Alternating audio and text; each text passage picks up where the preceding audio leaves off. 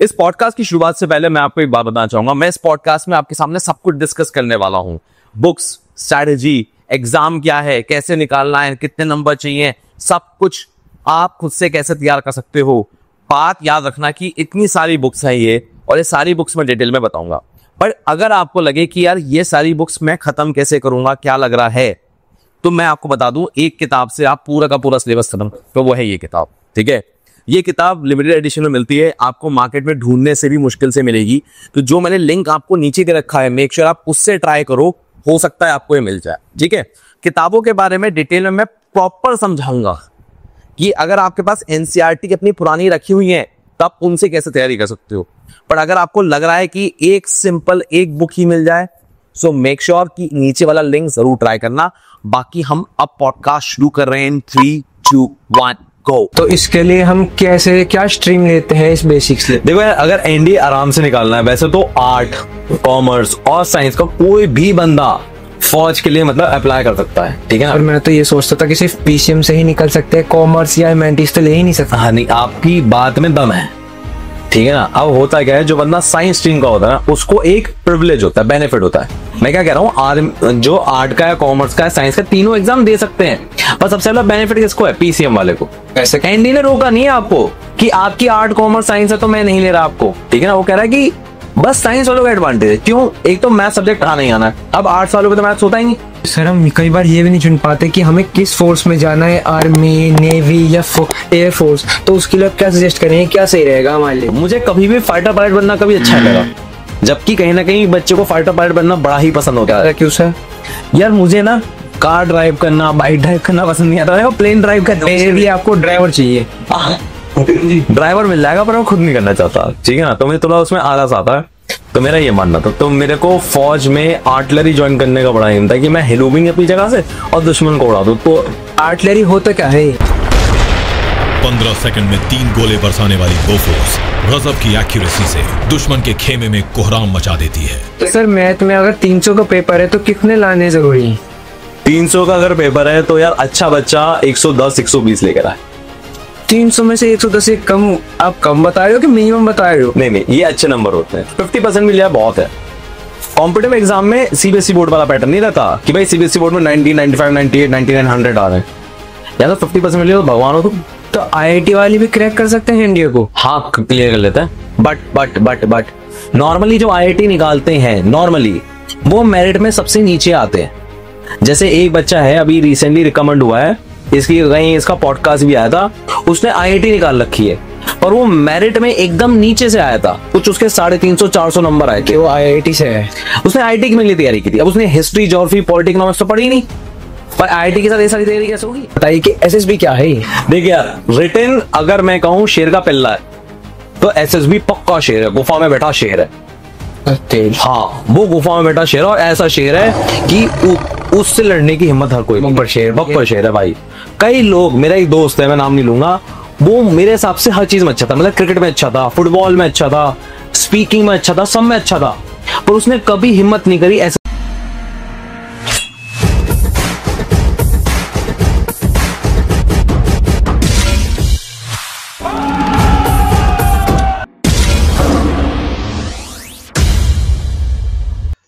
जय हिंद गाइस, मैं भी आप सभी की तरह एक स्टूडेंट हूँ और मुझे भी एनडीए के बारे में कुछ नहीं पता है। पर आज मुझे मेरे सर मिले हैं जिनसे मैं पूछूंगा कि बेसिकली एनडीए होता क्या है। तो सर, आप सजेस्ट करिए, मेरी तरह उन बच्चों को भी कुछ नहीं पता। भाई का नर्वस लेवल एकदम हाई पे है सच में। तो भाई एनडीए का कुछ नहीं पता? बिल्कुल नहीं। मतलब एनडीए क्या होता है ये भी नहीं पता? सर नहीं, क्योंकि एनडीए स्टार्टिंग में है क्या मुझे कुछ नहीं पता। एक एनडीए होता है कि एग्जाम का नाम है नेशनल डिफेंस एकेडमी।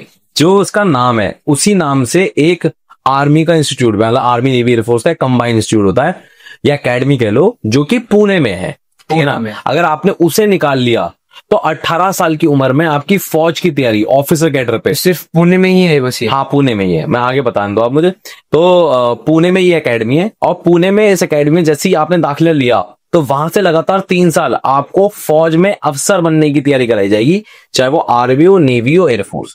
आपने जो एनडीए के एग्जाम में फॉर्म में 3 ऑप्शन आते हैं कि आर्मी ज्वाइन करनी है, नेवी ज्वाइन करनी है, एयरफोर्स ज्वाइन करनी है।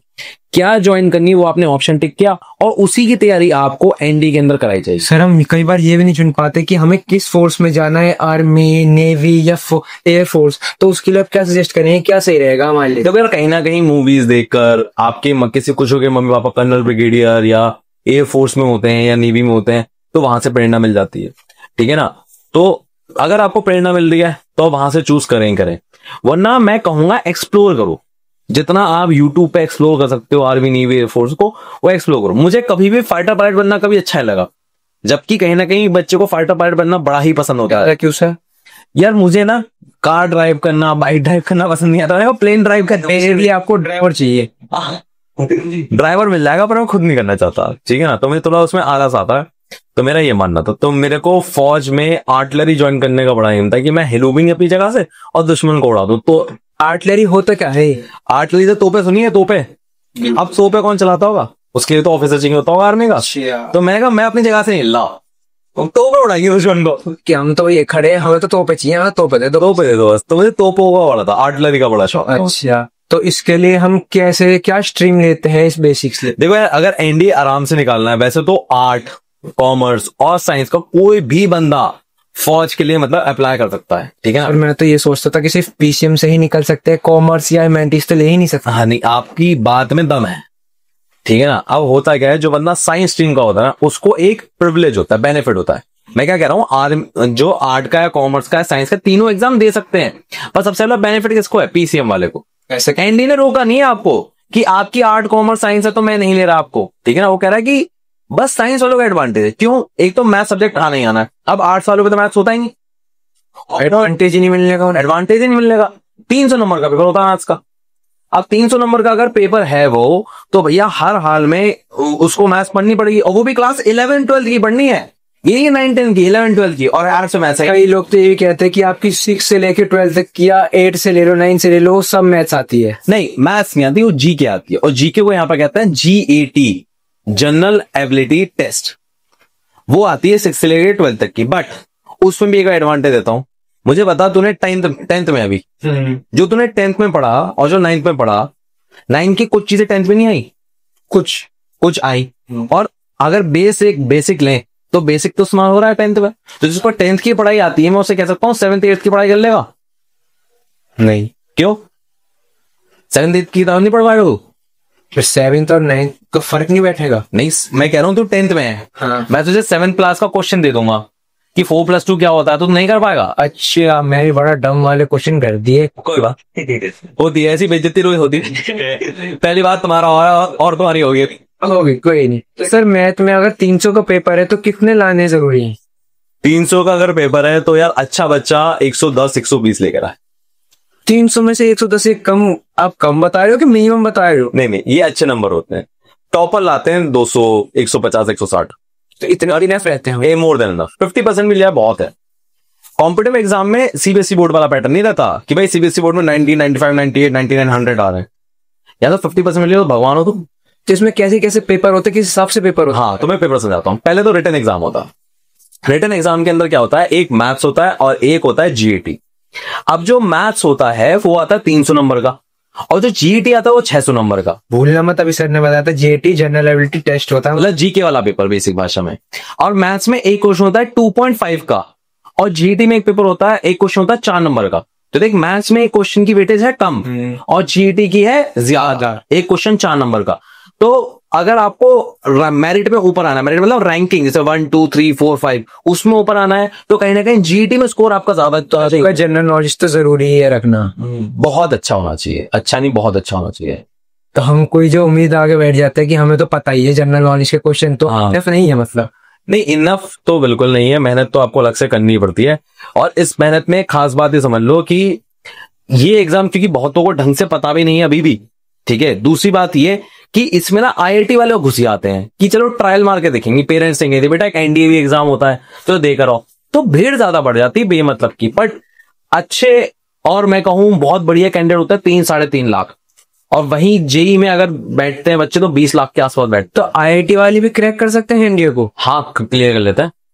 कैसे होता है? मैं बताता हूं। देख, मान लो मैं थोड़ा कैलकुलेशन सही करूं, मैथ्स पेपर 300 नंबर का, साइंस अकेली आती है 220 नंबर की बस। और इंग्लिश आती है करीबन 200 नंबर की, तो 220 प्लस 200 420। हाँ जी। और मैथ्स हो गई 300, 420 प्लस 300 750 720। अब उसमें ये 350 400 नंबर भी नहीं आए तो भी एनडीए निकल जाएगा, एनडीए तो पास ही है, मतलब पास हो जाएगा। बट नॉर्मली जो आईआईटी निकालते हैं नॉर्मली वो मेरिट में सबसे नीचे आते हैं। जैसे एक बच्चा है अभी रिसेंटली रिकमेंड हुआ है, इसकी कहीं इसका पॉडकास्ट भी आया था, उसने आईआईटी निकाल रखी है पर वो मेरिट में एकदम नीचे से आया था, कुछ उसके 350 400 नंबर आए थे। वो आईआईटी से है। उसने आईआईटी के लिए तैयारी की थी। अब उसने हिस्ट्री ज्योग्राफी पॉलिटिक्स इकोनॉमिक्स तो पढ़ी नहीं, पर आईआईटी के साथ ये सारी तैयारी कैसे होगी? तो वो एकदम मेरिट में नीचे से आया। ज्यादातर जो आईआईटी की तैयारी करते हो मेरिट में एकदम नीचे से आ, वो एक ही जनरल नॉलेज होने जरूरी है, बस तभी रैंक अच्छी आएगी। इसलिए मतलब कि हम कोई भी बेसिक चीज छोड़ नहीं सकते, हर एक चीज जरूरी है। हाँ बिल्कुल, ये बात बहुत इंपॉर्टेंट। तो अगर हम रिटर्न के आगे चले तो रिटर्न बस रिटर्न पेपर ही एनडीए में होता है कि उसके आगे भी कुछ हो? पहली बात तो रिटन पेपर ना तुमने बहुत ऊपर से टच किया है। पहली बात तो ना दुनिया में अफवाह इतनी बड़ी है कि रिटन पेपर निकालना तो बहुत आसान है, ये बहुत बड़ी अफवाह है, गलत है। ठीक है ना, मेरा भी पहली बार में निकला था, मैं ईमानदारी से बताऊं। अगर आप इस पेपर को ढंग से समझे नहीं तो आपका ये पहली बार में निकल ही नहीं सकता, इतना हलवा नहीं है। ये बात मान दो, रिटन के बाद एक और एग्जाम होता है एसएसबी, जिसे मानते हैं कि रिटन तो बहुतों का निकल जाता है, एसएसबी बहुत कम का निकलता है, मैं मानता हूं ट्रू है, और ये पर रिटन तो निकलता, बताता हूं। रिटन बहुतों का नहीं निकलता, तो 5 लाख में से सिर्फ 7 से लेके 8,000 बच्चे ही एनडीए का रिटन निकालते हैं।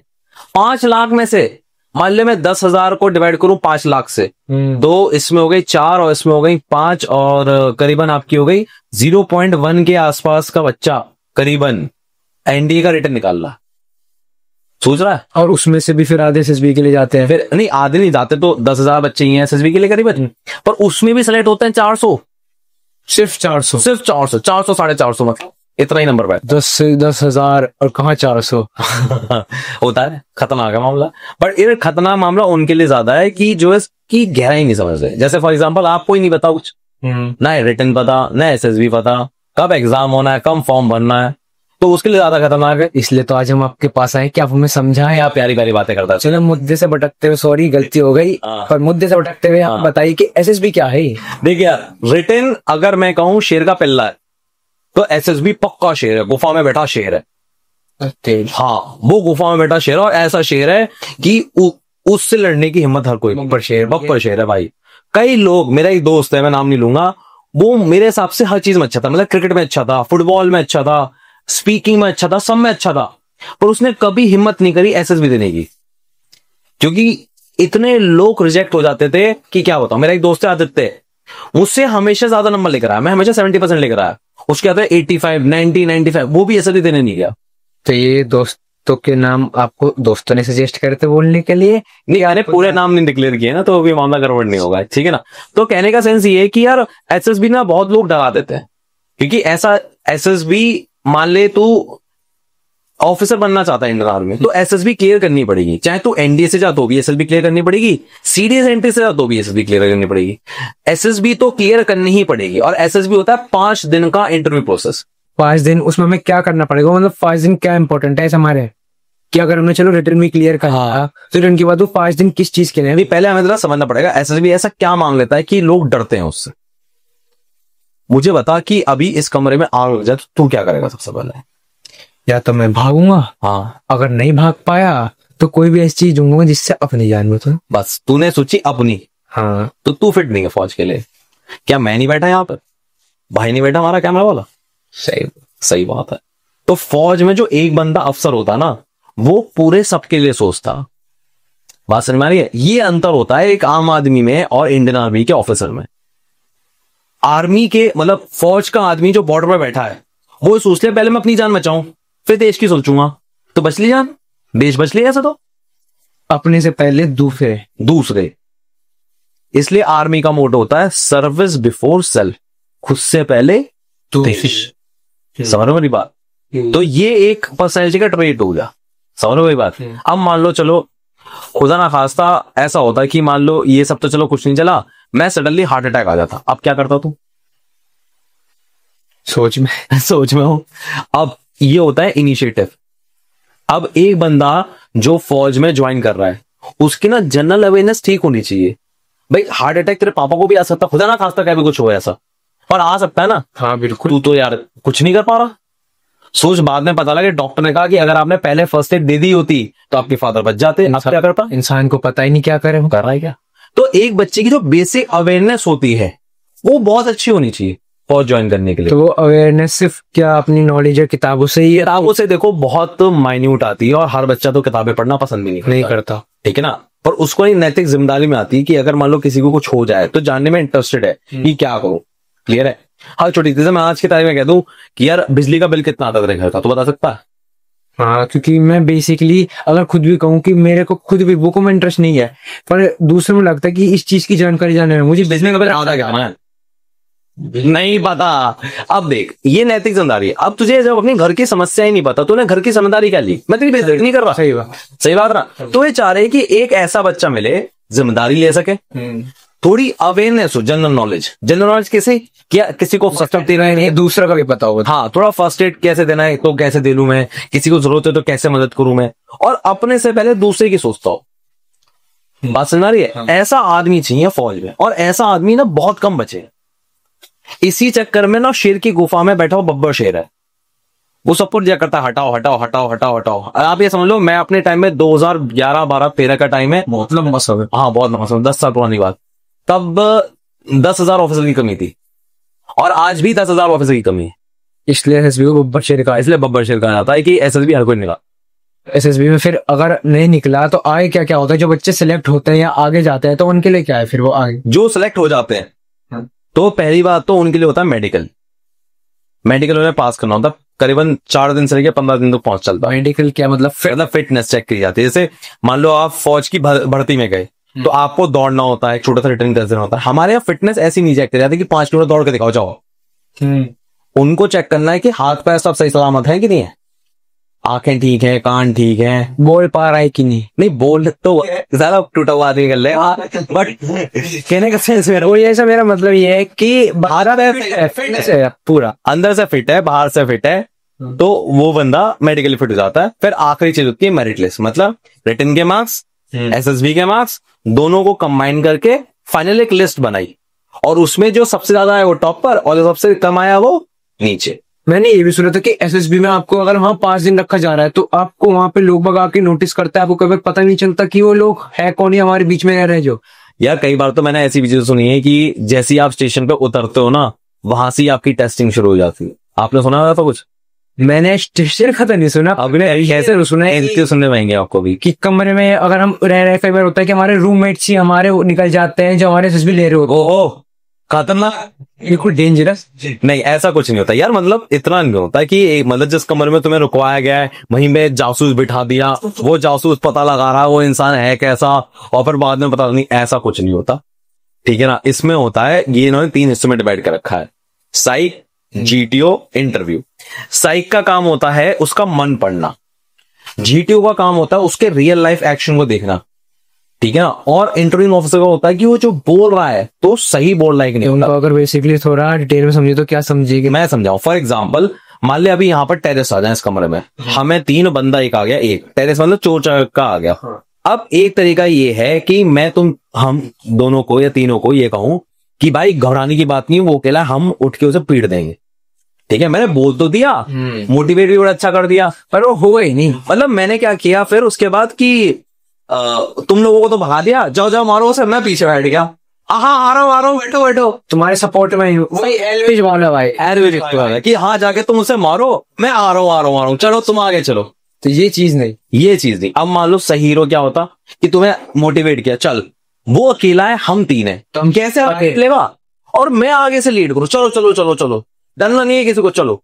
तो मैंने बोलने में भी हिम्मत दिखाई, करने में भी हिम्मत दिखाई। तो एक लीडर, बेसिकली हमें एक लीडर चाहिए होता है जो सबको आगे लेके चले, खुद आगे इनिशिएटिव करे, और जब चले तो एग्जाम्पल सेटर बने। अब जैसे फॉर एग्जाम्पल मैंने कहा चलो चलो मारते हैं उसे, तुम 2 को तो आगे भेज दिया, मैं पीछे खड़ा हूं, तो मैं एग्जाम्पल का सेट कर रहा हूं। ऐसे तो हम अपने स्कूल में करते थे, लड़ने आ रहे हैं गल के, पर हम पीछे खुद रह गए अपने दोस्तों को। हाँ, तो ऐसे नहीं करना होता, उल्टा करना होता, ठीक है ना। तो इसमें आगे आप रहोगे, ऑफिसर क्या होता है ना, हमेशा आगे से लीड करता है, ठीक है, आगे से लीड करने का ये है कि यार सबको पता है कि गोली लगेगी तो मौत होगी। अब ऑफिसर कह रहा है पहली गोली लगेगी तो किसे लगेगी? मुझे लगेगी। तो तुम्हें घबराने की बात क्या है? तू तो मेरे पीछे है, तुझे कौन सी गोली लग रही है? तो एग्जाम्पल सेटर का काम करते हैं कि पहली गोली खाई तो मैंने खाई। कि ऑफिसर हो तो ऐसा हो, ऐसा हो, और तुझे सिपाही ऐसा बनना है। मैं नहीं घबरा, तू जो घबरा रहा है। तो ये हमारा माइंड होगा एक हिसाब से। हाँ, जैसे एक बात है, मैं शायद भूल गया हूँ लेफ्टिनेंट जनरल का रैंक का नाम। ऐसा था एक बार, क्या हुआ कि वैली होती है, मतलब कश्मीर वैली होती है ना, वहां पर क्या हुआ, मिलिट्री जो मिलिटेंट होते हैं उन्होंने हमला कर दिया और 4-5 सिपाही हमारे मारे गए। अब जब मारे गए तो क्या हुआ कि पूरी आर्मी की जो होती है ना यूनिट, उसमें खौफ आ गया कि ये जो साले आतंकवादी बड़े दहशत कर रहे हैं और ये छोड़ते नहीं है हरी वर्दी वालों को ना, हम लोग कश्मीर की तो लड़ाई कभी सॉल्व भी नहीं। अब जो भी है, अब वो सब में दहशत बन गई पूरी आर्मी यूनिट में कि भाई यहाँ पर आतंकवादी खतरनाक है, जैसे ही मिलता है ठोक देते हैं। ठीक है, अब अगर पूरी आर्मी में डर पैदा हो गया तो फिर वैली का क्या होगा, कश्मीर का क्या होगा? फिर समझ के देखो। तो अब जो जनरल रैंक का आदमी था उसने पता क्या कहा, मैं बंदूक की एक गोली नहीं चलाऊंगा, सबसे आगे मैं चलूंगा और तुम्हारी जिम्मेदारी है मुझे घर सुरक्षित भेजना, और मेरी ये जिम्मेदारी है कि मैं तुम्हें सुरक्षित घर भेजूंगा। कि तुम्हें आगे लेके मैं चल रहा हूँ और तुम्हें घर लेके मुझे जाना है। हाँ, और तुम मुझे घर लेके जाओगे। वो एग्जाम्पल सेटर बना कि या कुछ कि दूसरों को मोटिवेट कर रहा था हिसाब से कि मैं तुम्हारा मोटिवेशन हूँ। हाँ, तुम आगे बढ़ो हमारे हाँ, साथ। आप इसको टप टप मत करो वरना इसमें रिकॉर्ड हो जाए। कोई बात नहीं, अभी टप टप अगर आ रही हो तो यही कर रहा था। तो आर्मी में क्या होता है कि वो, अगर आप सोच के देखो, उसने बहुत बड़े काम कर दिए। पहली बार जब उसने कहा कि तुम डरो मत, सबसे आगे मैं चलूंगा, बिना बंदूक के चलूंगा, तो उसने दिखाया कि डरने की बात है ही नहीं, कोई घबराने की बात नहीं है। दूसरी बात, उसने तुम्हें जिम्मेदारी दी, तुम्हारा काम है मुझे घर सही सलामत लेके जाना, और मेरा काम क्या है, तुम्हें सही घर सही सलामत लेके जाना। भरोसा दिलवाया। तो ये हमारे एक एसएसबी का सब रूल है। ये रूल है कि वो यही चेक करते हैं। भाई फॉर एग्जांपल तू कल कोडर बना, कंप्यूटर का कोडर, तो तेरी स्किल क्या चेक करेगी? कोडिंग कि आती है कि नहीं आती है नहीं, वो चेक करे इंसान कितना बढ़िया है। बंदूक चलाना वो सिखा देंगे, भागना तुझे सिखा देंगे, चाकू चलाना सिखा देंगे, मारपीट करना सब सिखा देंगे, और इंसान अगर बढ़िया नहीं है तो गलत आदमी के हाथ में बंदूक चलेगी तो राक्षस आदमी, वो भी आतंकवादी बन सकता है। सही बात। तो ये चेक करता है वो बेसिकली। इसे कहते हैं वो 15 OLQ। ये OLQ क्या मतलब? OLQ मतलब ऑफिसर लाइक क्वालिटी, अफसर बनने लायक वाली खासियत। समझ। और ऐसी 15 खासियत होती है। तो हम अगर बढ़े आगे तो हमारा रिटर्न हो गया, हाँ, हमारा एसएसबी हो गया, हाँ। तो हमारा बस यही तो होगा कि अब आगे भी आएगा। देखो अब ना इसमें प्रॉब्लम क्या है कि तैयारी बहुत लंबी होती है। जैसे मेरे खुद के लगे हैं 7-8 अटेम्प्ट, और मेरे एक जानने वाले दोस्त कह लीजिए या साथी कह लीजिए कि उनकी उम्र मेरे बराबर थी, उनके लगे 23 अटेम्प्ट। बहुत ही ज्यादा हो गए। ठीक है, तो ज्यादातर आप सुनेंगे कि बहुत कम लोग होते हैं जो पहली बार में सिलेक्ट हो जाता है। ज्यादातर ऐसा होता है चौथे, 5वें, 8वें, तीसरे ऐसे अटेम्प्ट में सेलेक्ट होता है। तो पहली बात तो ये समझना है कि इस खेल में जितना अच्छा आप इंसान जल्दी बन जाओगे उतनी जल्दी सिलेक्शन हो जाएगा। इंसान से क्या मतलब वो कि एक जो आपको पता है ना, जिम्मेदारी लेने वाला, एग्जाम्पल सेटर, आगे चलने वाला, भरोसा कर सकें जिसपे लोग, खुद से जिम्मेदारी लेता हो, समझ रखता हो, दूसरी बात मोटिवेट या जिम्मेदारी देने की वो रखे सब। हाँ, तो अगर ऐसे इंसान बन गए, क्योंकि ये कहना बड़ा आसान है, होना नहीं है मुश्किल। भाई आपने कभी ना कभी गुस्से में किसी को किसी ने कुछ कहा होगा, पर आपने एहसास किया कि जब आप कह देते हो वो आप मीन नहीं करते, पर कह के आपने उसके ज़हन में पूरी जिंदगी के लिए बिठा दिया। सोचेगा कि हाँ उसने कुछ कहा था और उसको दिल पे लगे, तूने कहा तो था ना, और गुस्से में जो बात निकली होती सारी दिल से निकली होती है, और वो कभी खुद को भी याद आएगी कि हाँ मैंने कहा था। ठीक है ना, बोलने वाले को खैर इतना बुरा नहीं लगता, सुनने वाले को ज्यादा बुरा लगता है, पर उस वक्त आप अपनी जुबान बंद करना सीख गए। जैसे गुस्सा मुझे भी आता है, इनको तो खैर खास कर पता है, मैं होता हूं मैं भाग जाता हूं, मैं बात ही नहीं करता किसी से, क्योंकि मुझे पता है अगर उस वक्त मेरी जुबान से कुछ गलत निकल गया तो गड़बड़ हो जाएगी। उस वक्त नहीं निकलना चाहिए। मैं बात ही नहीं करता किसी से, ऑफिस से चला जाता हूं, मैं नीचे पानी पीने घूमने चला जाता हूं मैं। तो ये बहुत ध्यान रखना है, गुस्सा हर किसी को आता है। एक टाइप से ये आपके कंट्रोलेशन है कि आप इस टाइप से अपने गुस्से को है किसी चीज को कंट्रोल। हाँ, ऑफिसर वो है जो एग्जांपल सेट करे। तो ये हमारे एसएसबी कंप्लीट, रिटन कंप्लीट, अब क्या इंटरव्यू इसी का पार्ट होता है। जैसे फॉर एग्जांपल ये इंटरव्यू बड़ा खतरनाक होता है। जैसे फॉर एग्जांपल भाई हमारे ऐसे कैमरामैन करीबन 4.5 फीट की दूरी पे बैठा है, इतनी ही दूरी पे वो बंदा बैठा होता है कैंडिडेट, तो देखो उसके हाथ पैर सिर सब दिख रहा होता है, तो उसकी बॉडी लैंग्वेज तक भी देखते हैं वो, कहीं वो घबरा तो नहीं रहा, स्ट्रेस तो नहीं ले रहा, झूठ तो नहीं बोल रहा, उसकी बॉडी लैंग्वेज बता देती है।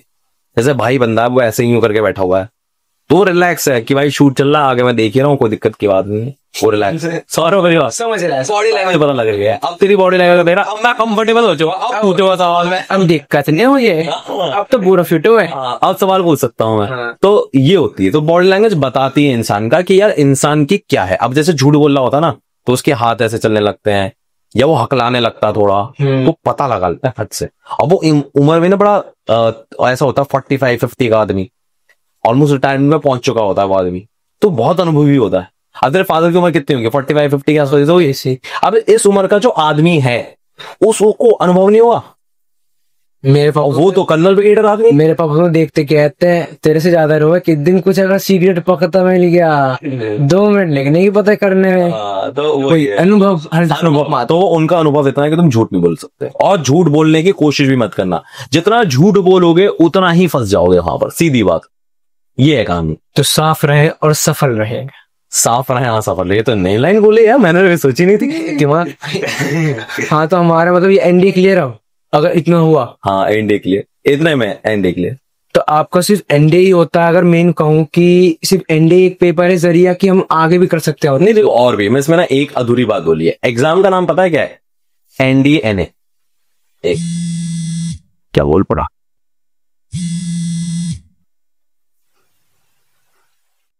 थोड़ी इंग्लिश की, सॉरी, फोन बच पड़ा था हमारा, पता नहीं कैसे साइलेंट हमने करके होती रहती है जिंदगी की, लाइफ की, ये रोल मतलब नियम है। जब आपके बीच में पढ़ाई के में गर्लफ्रेंड आ सकती है तो सर के तो तब भी फोन ओ यार ठीक है ना। अब क्या था सीन? हाँ, अब ना मैंने थोड़ा अधूरा बताया। अगर आप एग्जाम को देखो ना, एग्जाम का नाम खाली एनडीए नहीं है, एग्जाम का नाम है एनडीए एंड एनए। एनए क्या? एनए होता है नेवल एकेडमी। तो नेवल ऐसा होता है, मैं बताता हूँ। एनडीए जब आप जाते हो तो आप बीएससी करते हो, बीए करते हो, और या बीएससी कंप्यूटर साइंस करते हो डिग्री के लिए, ठीक है ना। एनडीए आपको एक डिग्री देता है 3 साल की, तो इनके लिए यही ग्रेजुएशन, मतलब यही ग्रेजुएशन की डिग्री होती है इनके पास, ठीक है ना। अब एनए क्या करता है? एनए स्पेशल होती है इंडियन नेवी के लिए, और वो 4 साल की डिग्री कराता है, और उसे कहते हैं बीटेक। बीटेक मतलब वही आईआईटी, मतलब नहीं आईआईटी की तरह आईआईटी बीटेक कराती है, वैसे ही नेवल एकेडमी बीटेक कराती है फिर वो। तो ये आपका एनडीए करता है। हाँ, तो एनडीए अलग चीज हो गया और एनए अलग चीज हो गया, ठीक है। तो एनडीए में आर्मी, नेवी, एयरफोर्स तीनों होता है, पर एनए में खाली नेवी होता है, और उसमें सिर्फ और सिर्फ बीटेक होती है। तो अगर किसी को पता है कि मुझे नेवी में जाना है, नेवी से कुछ बनना है, तो उसके लिए एनए बेनिफिट है या हमारा एनडीए? देखो, दोनों ही बेहतर हैं, दोनों ही बेस्ट है, बट अब दोनों में से कोई एक का नाम लो तो देखो ऐसा होता है, बीटेक एक बड़ी डिग्री है, 4 साल की डिग्री है। तो मान लो खुदा ना खास्ता आपको कभी फौज छोड़नी पड़ी 14-15 साल बाद, तो आपके पास बीटेक की डिग्री प्लस डिफेंस में डिफेंस इक्विपमेंट की नॉलेज है, ठीक है ना, तो आप कहीं भी आराम से ला सकते हो, ऐसी कोई दिक्कत नहीं है। तो एक बड़े अनुभव रहता है। तो दोनों बढ़िया है हमारे लिए। हाँ बढ़िया है। जैसे मेरा एक दोस्त है, उसने तो खाली बीए करा है, बैचलर इन आर्ट्स। पूछो क्यों? ऐसा होता है, एनडीए में इतना रगड़ा लगता है, इतनी ठुकाई होती है वहां पर, मत जम के पिटाएंगे, जम के धैर। अब उसने कहा मैं भाई पढ़ाई करूं कि पिटाई खाऊं? तो पिटाई खाने के बाद पढ़ाई करने का टाइम तो बचता नहीं, तो पढ़ के सो जाऊं मैं। वही घर वाला बचपन में माँ से मार खाओ, बाप से कहो, फिर कानून का। और वहां तो और गंदा सीन है। जैसे फॉर एग्जाम्पल एक कहानी शायद तुझे नहीं पता होगी। ऐसा था कि नया मेजर साहब की कहानी है। उन्होंने कहा कि नए वो एनडीए में भर्ती हुए, ठीक है ना। तो पहले दिन कमांडेंट साहब आए कि किसी को कोई दिक्कत हो तो मुझे आके बताना, ठीक है। अब जैसे हॉस्टल्स होते हैं ना, तो वैसे ही उनके हॉस्टल में कमांडेंट साहब आए। आने के बाद उन्होंने पूछा किसी को कोई दिक्कत? तो एक आदमी है नया रंगूट तेरे जैसा, कहा हाँ दिक्कत है। क्या दिक्कत है? तो उसने दिक्कत बताई, साहब ऐसा है कि जो हमारे सीनियर हैं, जब नाश्ता करने की बारी आई और चाय बिस्कुट मिले, ना हमें चाय मिली ना हमें बिस्कुट मिले, ठीक है ना। चाय बिस्कुट पे लड़ाई। चाय, वो नाश्ता नहीं मिला। सोच तू नाश्ता करने के लिए बैठा हो सुबह, तुझे ना मिले नाश्ता, गुस्सा चाहिए। गुस्सा तो आएगी, और वही उसमें गुस्सा होना नहीं चाहिए। नहीं गुस्सा। अब उस बंदे ने बोल दिया, कमांडेंट ने कहा कि जेंटलमैन, सीनियर से कहा कि ये आपके जूनियर्स कंप्लेन कर रहे हैं कि आपने चाय बिस्कुट नहीं दिया इन्हें, आप इनकी प्रॉब्लम सॉल्व कीजिए। कमांडेंट अपनी मोटर बाइक मतलब बुलेट लेके वापस चला गया अपने घर। बुलेट का खत्म नहीं होना। हाँ, तो अब घर चला गया। अब घर जाने के बाद क्या हुआ, सीनियर ने दिया रगड़ा। जो सुबह की बची चाय थी वो उन्होंने सारी बाल्टी में थोड़ी थोड़ी डाल दी, और जितने जूनियर थे उनसे सबसे पिलवाई पूरी की पूरी बाल्टी। ले पी, चाय नहीं हुई थी ना तुझे, ये पूरी बाल्टी पी, अब पी तू। और उसके बाद लाया रगड़ा।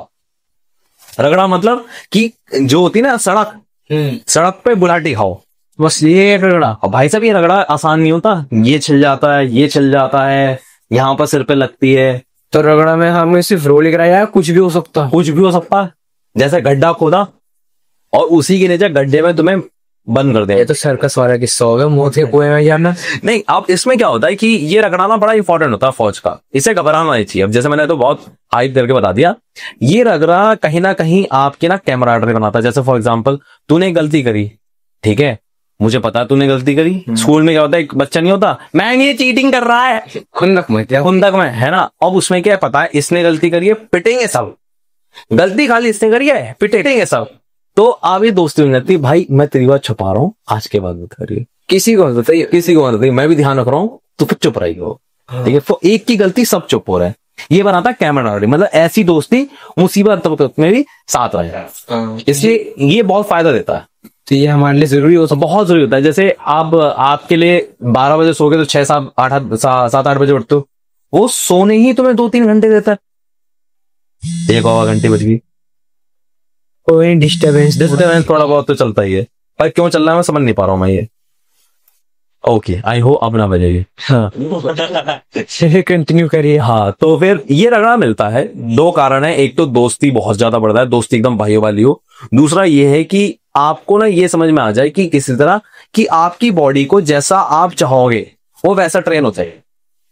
तो आपकी बॉडी को एक टाइप से लोहा बना देता है। एक मुझे आज भी याद है, मेरा हुआ नहीं था एनडीए, और मुझे जाना पड़ गया था पुणे ही पढ़ाई करने, पुणे में ही एनडीए।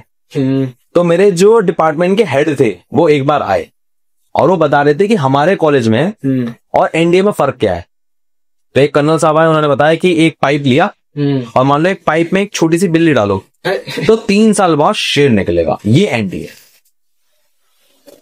तो मैं एक चीज कहना भूल गया कि हम अगर वापस पुराने उस पाए तो मैं एसएसबी में पूछेगा कि एसएसबी सिर्फ एक जगह ही पुणे में ही है या हर जगह है? एसएसबी मल्टीपल जगह है, क्योंकि ऐसा होता है कि एक जगह कर देंगे और 10,000 बच्चे एक ही जगह पर आ गए, दिक्कत हो जाएगी ना। तो 10,000 बच्चे एक जगह पर ना आए, लोड ना बढ़े, तो इसको अलग अलग जगह कर दे। जैसे एनडीए का एग्जाम का सेंटर जगह जगह होता है, तो ऐसे ही एसएसबी का सेंटर जगह जगह होता है। जैसे आर्मी का बताऊं तो इलाहाबाद हो गया, भोपाल हो गया, जालंधर हो गया, ठीक है ना, इन जगह होता है। तो इन सब के लिए एक इंस्टीट्यूट होंगे बेस्ट, कुछ ना कुछ। हाँ, एक तो तुम जहां बैठे हो वही है का इंस्टीट्यूट तो मेन है। हाँ, मतलब ऐसे और भी होते हैं इंस्टीट्यूट, आप थोड़ा दिमाग लगा के सोच के थोड़ा चुनो, क्योंकि अगर वो आपको पर्सनली गाइडेंस नहीं दे रहे हैं तो ये समझ लो कि जर्नी बहुत ही टफ हो जाएगी। ये बहुत इंपॉर्टेंट है, आपके रिटन पे, आपकी एसएसबी में पर्सनल अटेंशन देना जरूरी है। जैसे हमारे यहाँ एक खास बात ये होती है, हम बोलते हैं 100% सिलेक्शन असिस्टेंस। इसका मतलब कि जब तक सिलेक्शन ना हो जाए तब तक हम साथ खड़े हैं। तुमको ना तो दोबारा फीस देनी, ना तुमको कुछ करना, तुमको बस कोशिश करनी है, कोशिश करती रहनी। हम तुम्हारे साथ खड़े हैं, जो गलती कमी होगी वो हम साथ खड़े हैं। अब हम इस बात की गारंटी लेके हो पाते हैं कि यहाँ जो बच्चा एडमिशन लेता है उसका पहले एडमिशन टेस्ट होता है, क्योंकि उसने हमारा बेसिक एडमिशन टेस्ट पास कर लिया है, उसके बेसिक्स क्लियर है। तो अब हमें गारंटी कि हाँ ऐसे हम करा सकते हैं। मार के कराए, पीट के कराए, प्यार से कराए, वो हमारी हेड है। एनडीए में ऐसे ही बहुत आते हैं जो थक जाते, कोशिश छोड़ देते हैं। हाँ। कि अब नहीं होगा मेरे बस की, तो और कुछ होते जो कर लेते, तो उनमें क्या बात करेंगे अगर कि इनसे होता, इनसे क्यों नहीं होता, ऐसे क्या? यार एक बात बता, तूने कोई ना कोई चीज करके छोड़ी तो होगी कि बीच में छोड़ दी? क्यों छोड़ी?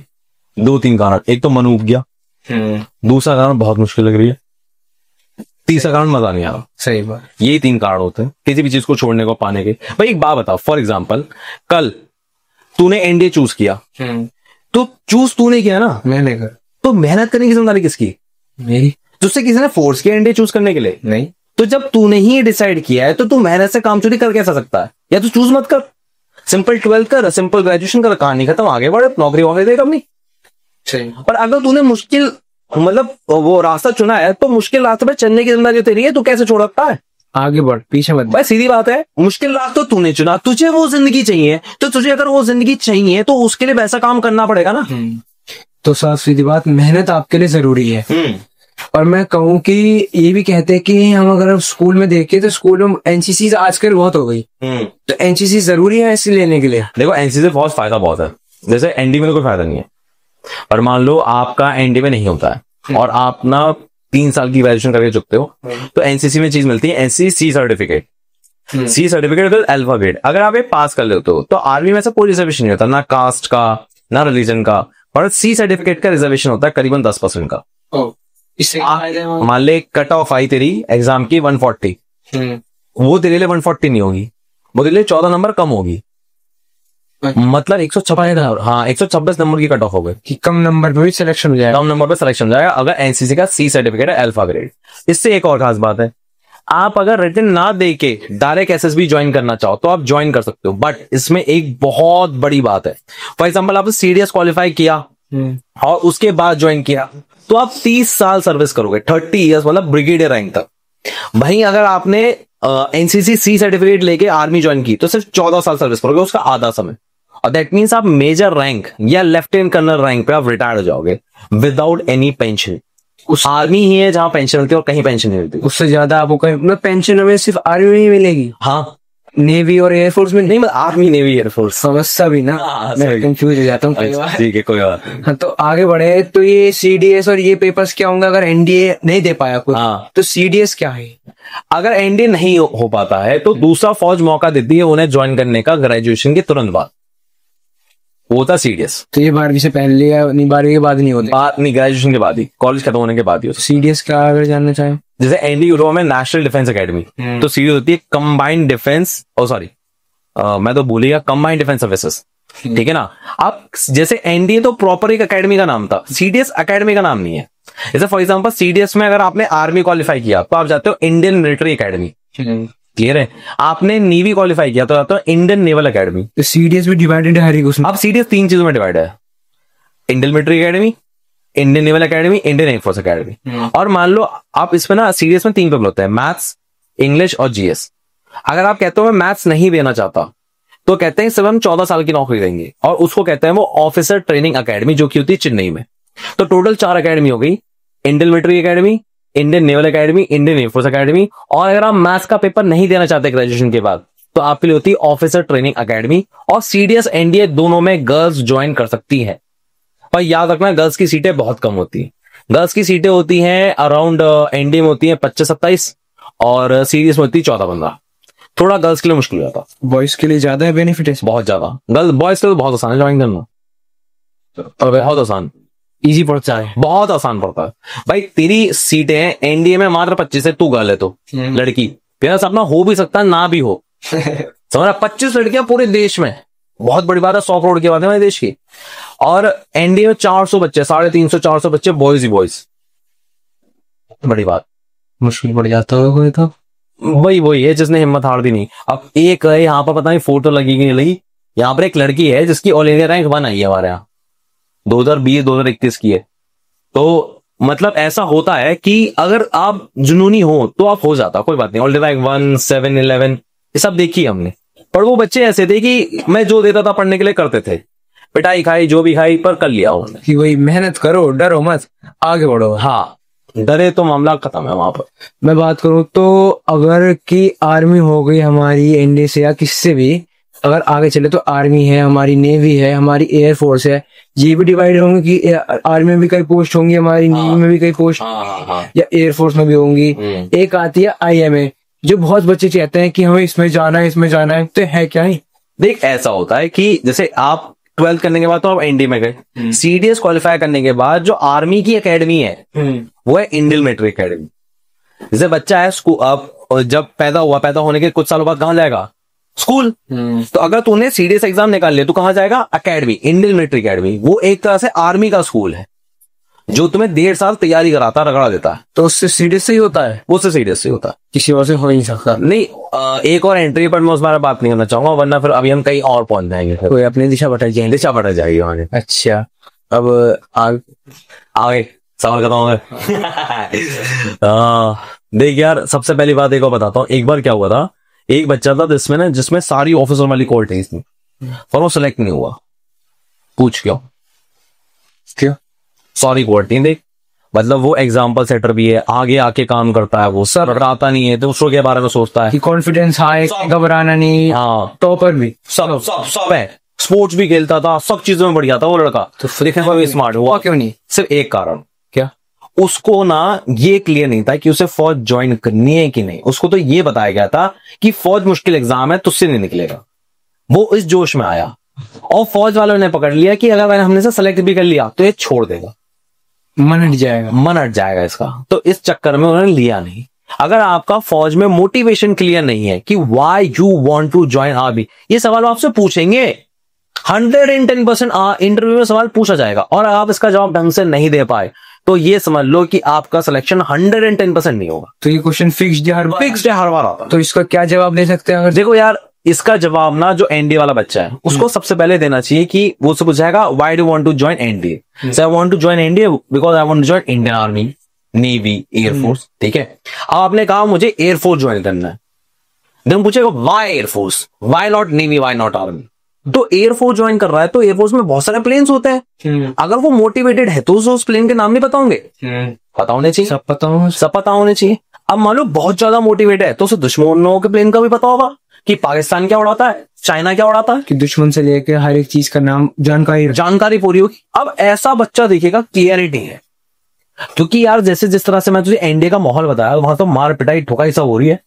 वही जैसे एक क्लास में मैम के स्टूडेंट होते थे, सब जानकारी रखते क्या क्या चल रहा है, हाँ क्या चल रहा है। अब सोच, जिस बच्चे की वहां पर एकेडमी जाकर खूब पिटाई हो रही है, और जो बचपन से, अब क्या है, जब मैं तुझे पढ़ाता हूँ तो मुझसे आधा कहता है कि साहब मार दे क्यों? मैं कहता मार नहीं सकता यार, मैं क्या करूं, मैं तो खुद अफसोस हूँ, मार नहीं सकता मैं। और मुझे आज समझ नहीं, मार नहीं सकते, स्कूल में छोड़ते नहीं, यहाँ मारते नहीं। हाँ, तो हम मार नहीं सकते, कानून नहीं है, एक रूल है, पर आर्मी में खूब मारते हैं, खून निकल जाता है, पर छोड़ते नहीं हो। अब सोचो ऐसे माहौल में ऑल इंडिया रैंक 1 ने भी एकेडमी छोड़ दी थी, इतना कूटा गया था उसे। सोच रहा ऑल इंडिया रैंक 1 ने छोड़ दी एकेडमी, मुश्किल पड़ेगा। तो ऐसा दम टूट गया, अंदर से दम टूट गया। तो ये होना चाहिए कि क्लियर होना चाहिए मोटिवेशन, मुझे क्यों ज्वाइन करनी है। अगर वो क्लियर नहीं है, वो लेंगे ही नहीं, किसी तरह नहीं लेंगे, घबराना नहीं है। वो शर्त लगा देते हैं। पता है एक चीज होती है, जैसे फॉर एग्जांपल पहले आपने इंटरव्यू हो गया, साइकोलॉजिस्ट वाला हो गया, जीटीओ, एक लास्ट होता है कॉन्फ्रेंस।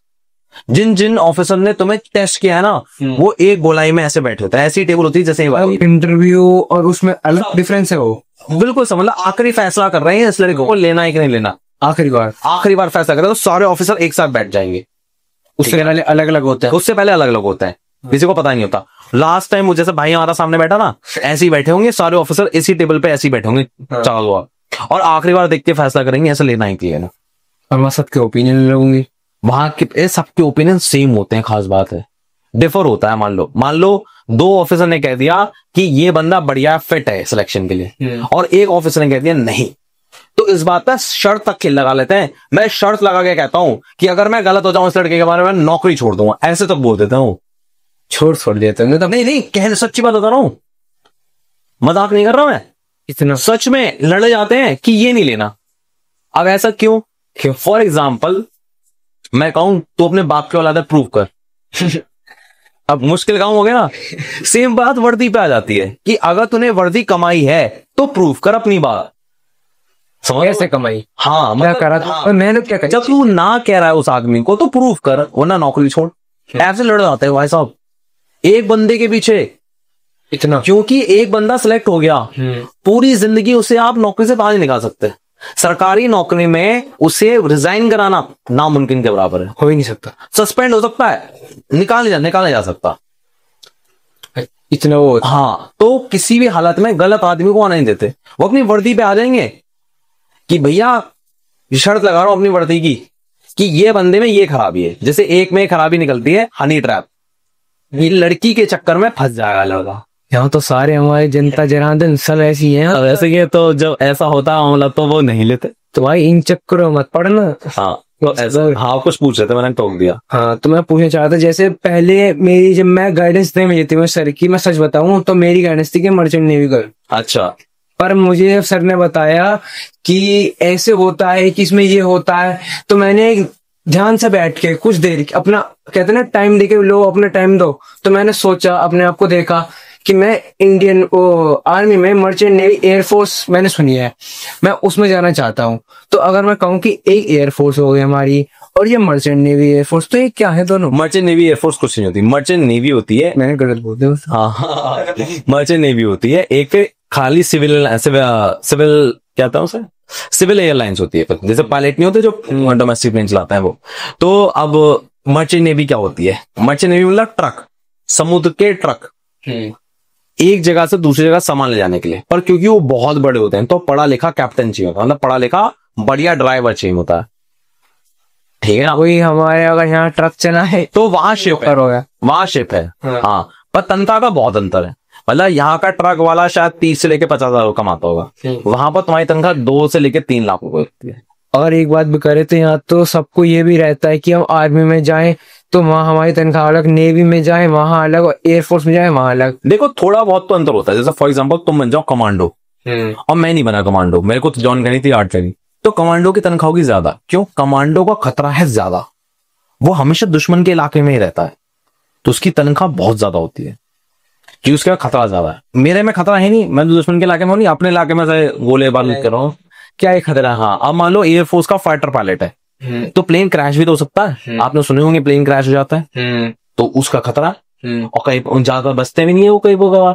एक होती है कि हमारी नॉर्मली ग्राउंड पे ही एयरफोर्स होती है, एक होती है जो हमारी शिप से भी एयरफोर्स होती है। हाँ देखो, ये ना सबसे बढ़िया, अगर किसी को फाइटर पायलट बनना है तो बेस्ट तरीका ये है आप नेवी से फाइटर पायलट बने। जैसे किसी भी आम जनता को क्या पता होगा फाइटर पायलट बनने का सबसे आसान तरीका क्या है? इंडियन एयरफोर्स ज्वाइन कर लो। पर फाइटर प्लेन्स नेवी पे भी होते हैं, हमारे पास होते हैं एयरक्राफ्ट कैरियर, जहां पर जहाज पे हवाई जहाज उतरता है और वहीं से उतर जाता है, वहीं से उड़ जाता है, मतलब तो वो बहुत बढ़िया होता है। उसमें पहली बात तो इस बात की गारंटी होती है कि आप ऑफिसर बनेंगे ही बनेंगे। मतलब मान लो आपने चूज किया मुझे फाइटर पायलट बनना है, तो एयरफोर्स कहती है पहले तू एग्जाम दे फाइटर पायलट का, फिर ऑफिसर बनियो।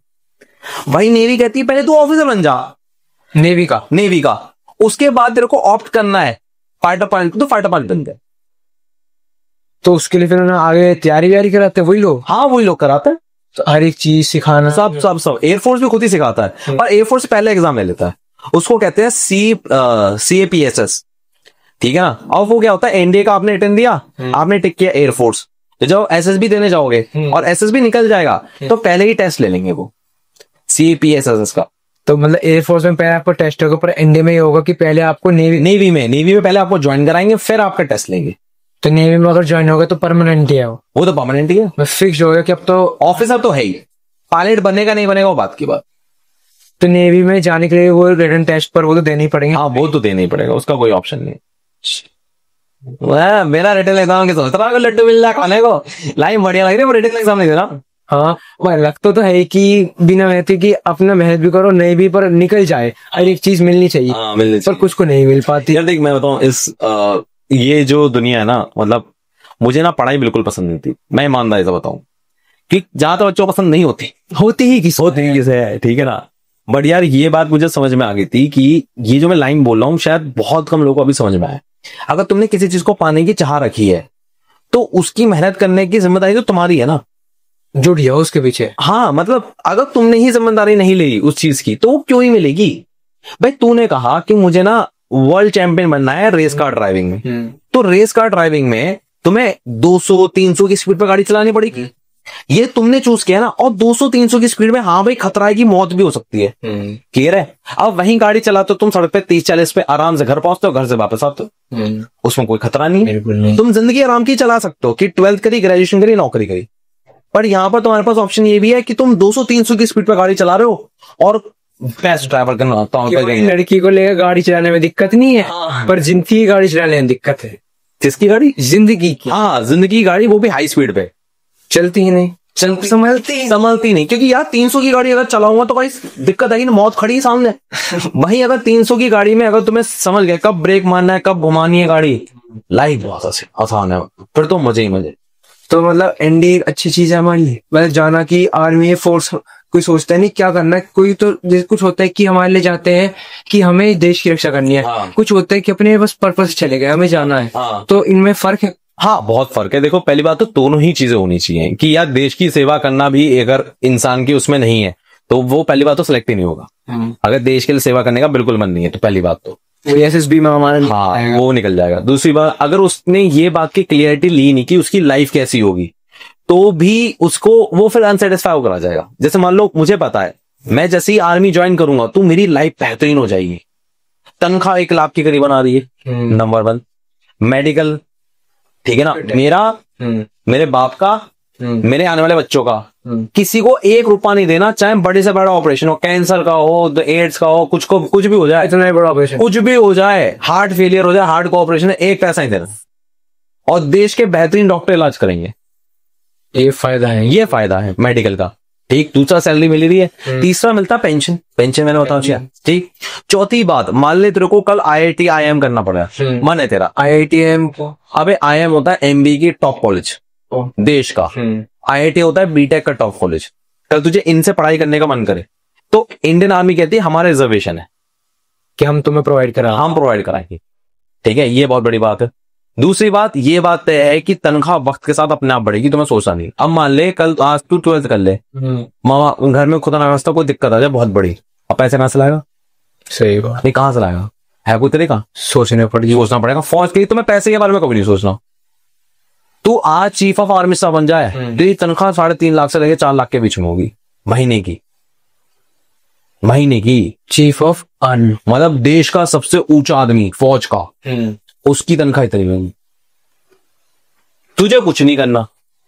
पर होता है कुछ सोचते हैं जिनके घर में या कह दो फाइनेंशियल प्रॉब्लम है हमारी या कुछ प्रॉब्लम होता है, वो मन में बैठा देते हैं कि पैसे नहीं, ये प्रॉब्लम है, अगर हम कोशिश भी करें तो पैसों की कारण नहीं कर पाएंगे।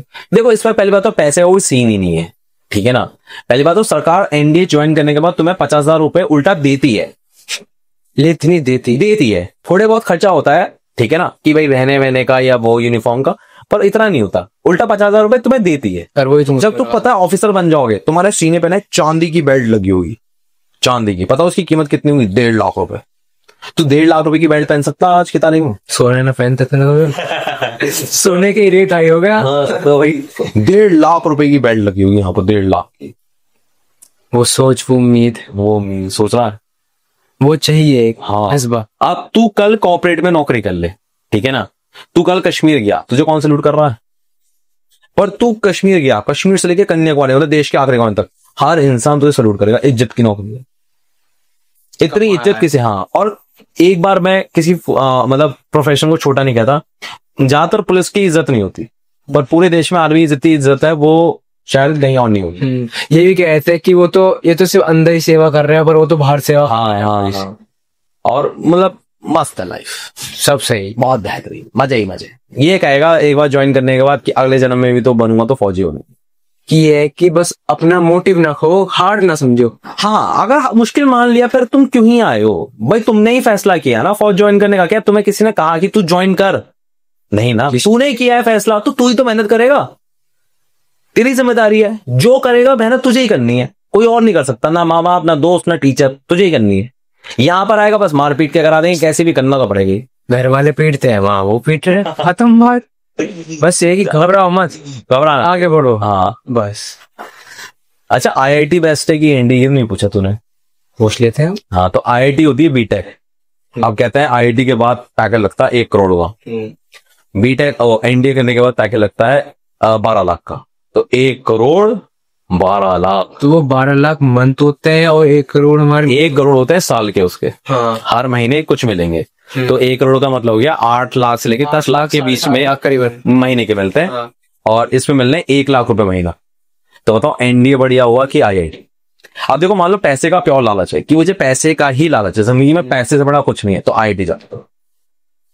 अब तुम्हें चाहिए सम्मान भी चाहिए, पैसा भी चाहिए, और तुम्हें जब 10 जगह जाऊं तो लोग मुझे एज अ रोल मॉडल देखें भी, ठीक है, और 10 जगह इज्जत भी हो कि माँ बाप कहे मेरा लड़का फौज में। पर सीधे से सीधा इंसान भी चाहता है कि उसकी सैलरी अगर उसे वहां 7.5 लाख मिल रही है और यहीं उसे 2-1 लाख, तो ज्यादातर 7.5 लाख। यार कितना सीधा सीधा इंसान। हाँ भाई, अगर मान लो मैं बोला कि देश प्रेम नहीं है तो फौज ज्वाइन नहीं करेगा ना, सीधी बात है भाई। 1-1.5 लाख तुझे आज महीने का मिल रहा है, तो तुझे बता दुनिया की ऐसी कौन सी चीजें तुझे आराम से नहीं मिल सकती? आईफोन खरीदे तो आईफोन खरीद ले, ठीक है, ठीक गाड़ी तू खरीद लेगा। मैंने माना तू मर्सिडीज या रोल्स रॉयस नहीं खरीद सकता, रोल्स रॉयस तो 1 करोड़ वाला भी नहीं खरीद सकता, खैर अभी, ठीक है ना। बट या तू बहुत डिसेंट लाइफ जी रहा होगा, घर बढ़िया होगा, 4 BHK तो 4 कमरों वाला बढ़िया घर, महल वाला घर तुझे सरकार दे रही है, कुछ तुझे ऐसा कुछ सोचना ही नहीं। पर ये प्रोफेशन देश से प्यार करता है। अगर मैं कहूँ कि आपसे पूछूं तो आप क्या सुनते हैं हमारे उसके मोटिव पे कि 7.5 लाख या पैसे से अगर अलग भी जाए, अगर आपको सरकार की सब वो चीज मिल जाए तब क्या चुनोगे?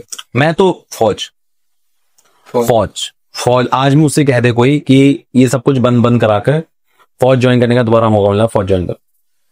सर आपको क्यों नहीं हो पा? अगर मेरी कहानी खैर कभी किसी दिन लंबी बात करेंगे, क्योंकि हाल जब ऐसा होता ना किसी के इंसान की कहानी में का सक्सेस नहीं होती ना, तो फेलियर का कारण ना थोड़ा सा वेग हो जाता है। जैसे फॉर एग्जांपल मेहनत सब मिलते हैं पर हर किसी के नसीब में नहीं होता। या मैं तो ये नहीं कहूंगा कि नसीब में नहीं होता, कई बार होते हैं कि वो आसमान को छू कर आ जाते हैं पर छूने के बाद आसमान नहीं मिलता, ठीक है ना। तो कुछ होते हैं कारण, खैर मेरे कारण अलग है। हर इंसान के कहते हैं ना फेलियर, जैसे फॉर एग्जाम्पल तेरे कभी 70-80% आई हो तो बताने में मजा नहीं आता होगा, नहीं आता, ठीक है। अब तू क्लास का टॉपर ही है, ठीक है ना, पर सेक्शन है ABCDE, उसमें तू टॉपर है ही नहीं, तो तू कभी बताएगा कि मैं ओवरऑल टॉपर नहीं हूं?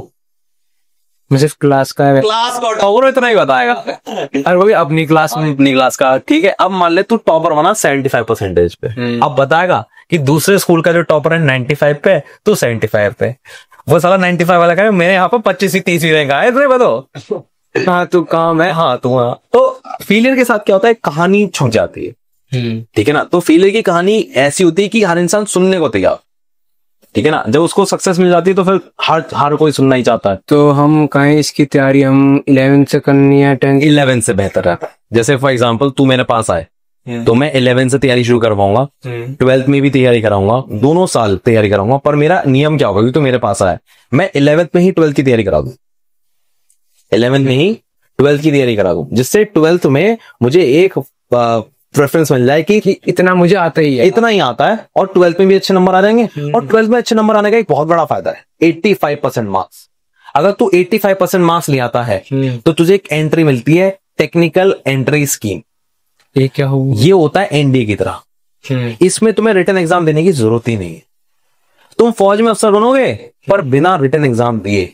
इसमें वाला कि सैनिक आपको नीचे रखेंगे, वो ना बराबर फुल फोर्स के साथ, फुल ईमानदारी। NDA में जो लेफ्टिनेंट होगा और जो TS होगा बराबर होगा, इनफैक्ट थोड़ा ऊंचा होगा, सीनियरिटी मिलती है। इतना फायदा होता है, इतना फायदा क्या है TS में, 85% मार्क्स PCM में लेकर आने।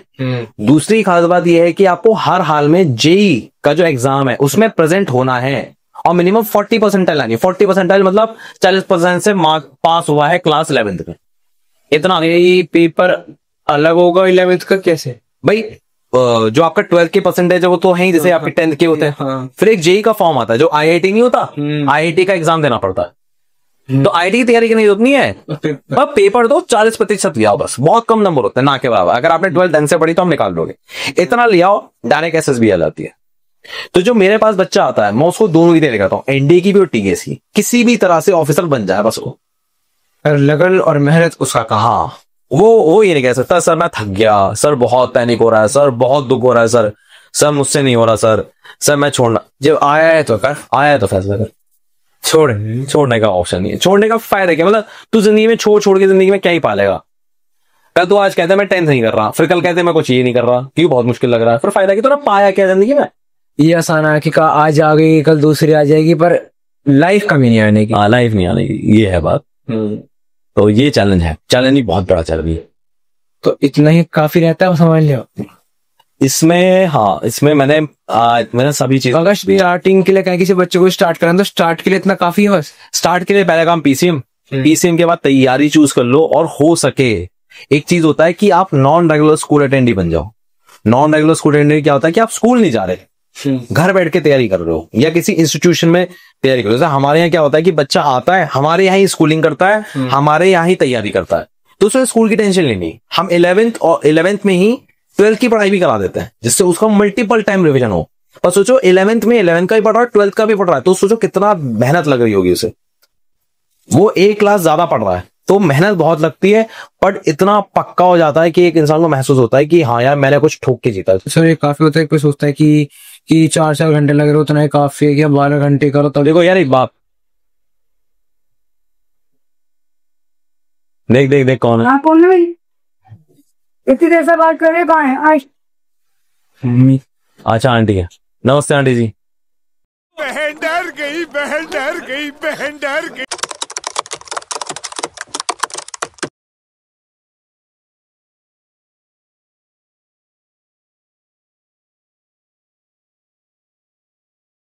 आई होप इस पॉडकास्ट को देखने में आपको बहुत मजा आ रहा हो, पर कुछ चीजें हमने छोड़ दी थी। वो थी कि बुक्स, डिटेल बुक्स मैं आपको बताना चाहूंगा, और भी बुक्स के बारे में बात करेंगे जो आपके लिए एग्जाम के लिए बहुत इंपॉर्टेंट है।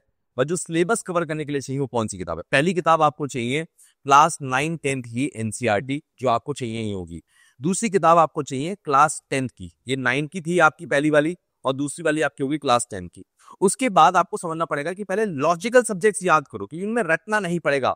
तो उसके बाद आपको चाहिए क्लास 11th की ज्योग्राफी वाली किताब। ये किताब बहुत इंपॉर्टेंट है, ठीक है। अब हमने लॉजिकल सब्जेक्ट कवर कर लिए, लास्ट एक लॉजिकल सब्जेक्ट बचता है हमारे पास, पॉलिटी। क्लास 11 की पॉलिटी किताब, अगर ये आपने कर लिया तो समझ लो आपने आधी जंग जीत ली, क्योंकि साइंस का वेटेज सबसे ज्यादा है जो है 200 मार्क्स, ठीक है, 220 मार्क्स एग्जैक्टली बोलूं, फिर ज्योग्राफी का सबसे ज्यादा है, और फिर पॉलिटी का सबसे ज्यादा है, तो ये बहुत इंपॉर्टेंट है। उसके बाद आपके पास आती है हिस्ट्री। हिस्ट्री की 3 किताबें हैं, इसका नाम है थीम, बुक का नाम ही थीम है, थीम 2 और थीम 3। ये तीनों किताबें आपको करनी पड़ेंगी, पतली पतली किताबें हैं, आराम से हो जाएंगी, ठीक। लास्ट सब्जेक्ट आता है इकोनॉमिक्स। ये सब्जेक्ट आपको उठाना ही नहीं है, इससे से मात्र एक क्वेश्चन आता है, तो आप पूरा का पूरा ये किताब स्किप कर सकते हो। बात समझ में आ गई? बट मैं आपको एक चीज समझाना चाहूंगा, अगर आपको लग रहा है कि यार ये अलग अलग किताबें पढ़ने की जगह मुझे एक किताब पढ़ने का मौका मिल जाए, तो मैं कहूंगा एक किताब आती है अग्रवाल पब्लिकेशन। ये बहुत लिमिटेड छापते हैं, और ये बहुत ही जल्दी स्टॉक से गायब हो जाती है, आपको मार्केट में भी आसानी से नहीं मिलेगी। सो मेक श्योर कि अगर आपको चाहिए कि यार सब कुछ एक ही में कवर हो जाए, मैथ, साइंस, हिस्ट्री, ज्योग्राफी, तो ये बहुत अच्छी किताब है। इसके साथ में एक बात और बोलना चाहूंगा, इसके ना मॉक टेस्ट आते हैं। इसके मॉक टेस्ट की खास बात, मैं एक बात देखिए, कम से कम 10 क्वेश्चन तो आप एक्सपेक्ट करो कि आपको कॉपी पेस्ट मिल सकते हैं। सो मेक श्योर कि आप मॉक टेस्ट करो। सेकेंडली, मुझे इसमें एक और अच्छी बात मिली कि जैसे एग्जैक्टली पेपर होता है ना, वैसा ये एक टेस्ट पेपर भी देते हैं, वो जरूर आपको करना है। आई होप मेरी बात क्लियर है। तो इसी फॉर्मेट में आपका पेपर आएगा, आंसर शीट आएगी, उसको प्रैक्टिस करो। एक भी गोला अगर आपने गलत भर दिया, एग्जाम खत्म। ये शीट बहुत बच्चों ने खराब भरते हैं, और ये एग्जाम मतलब बर्बाद कर देता है, आपका एक अटेम्प्ट खराब करता है। प्लीज प्रैक्टिस इन ओमा शीट, तभी आपको फायदा मिलेगा, ठीक है। चलो अब हम आगे बढ़ते हैं अपने इस पॉडकास्ट। सो यार आपने देख लिया होगा, एकदम से पूरा सेटअप बदल गया, भाई ने एकदम कपड़े बदल ली, ठीक है, मेरे कपड़े बदल गए, और सब कुछ लूट गया हमारा। कि लूटने का कारण क्या है, एक तो हम ऑफिस शिफ्ट कर रहे हैं, प्लस हमारे ऑफिस में उस टाइम रात के 8-9 बज रहे थे मैक्सिमम, है ना। मेहमान आ गए थे, और वो मेहमान अनएक्सपेक्टेड थे, जो मिस कॉल नहीं था, सोचा नहीं था। आपने देखिए ना, मिस कॉल 1 पे डेंजर लिखा रहा था, मिस कॉल 2 पे डेंजर लिखा हो रहा था, और एकदम से भूचाल आ गया। वो भूचाल यही था, ठीक है ना। भूचाल के बारे में हम पर्सनल बातें तो हम बात नहीं करेंगे, बट फाइनली सक्सेसफुली भैया हमें 2 महीने बाद मिल गया, सर्दियां खत्म होने के बाद, ठीक है। तो अब भैया कहानी आगे बढ़ता है, ठीक है।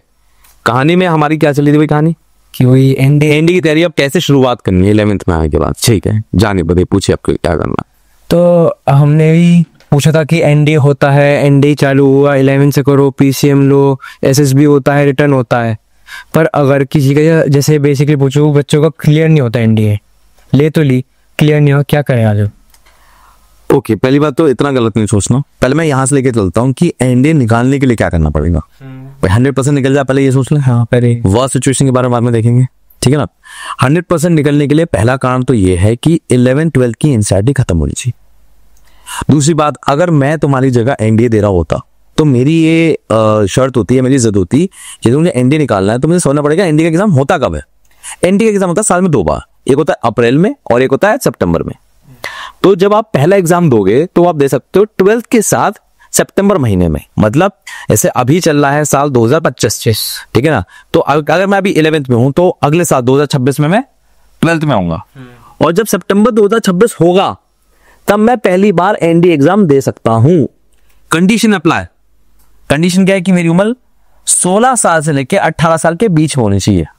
अगर मैं 17 साल का हूं मैं दे सकता हूं, मैं 16.5 साल का हूं मैं दे सकता हूं, मैं 17.5 साल का हूं दे सकता हूं, पर अगर मैं 12वीं में ही 19 साल का हूं तो मैं नहीं दे सकता।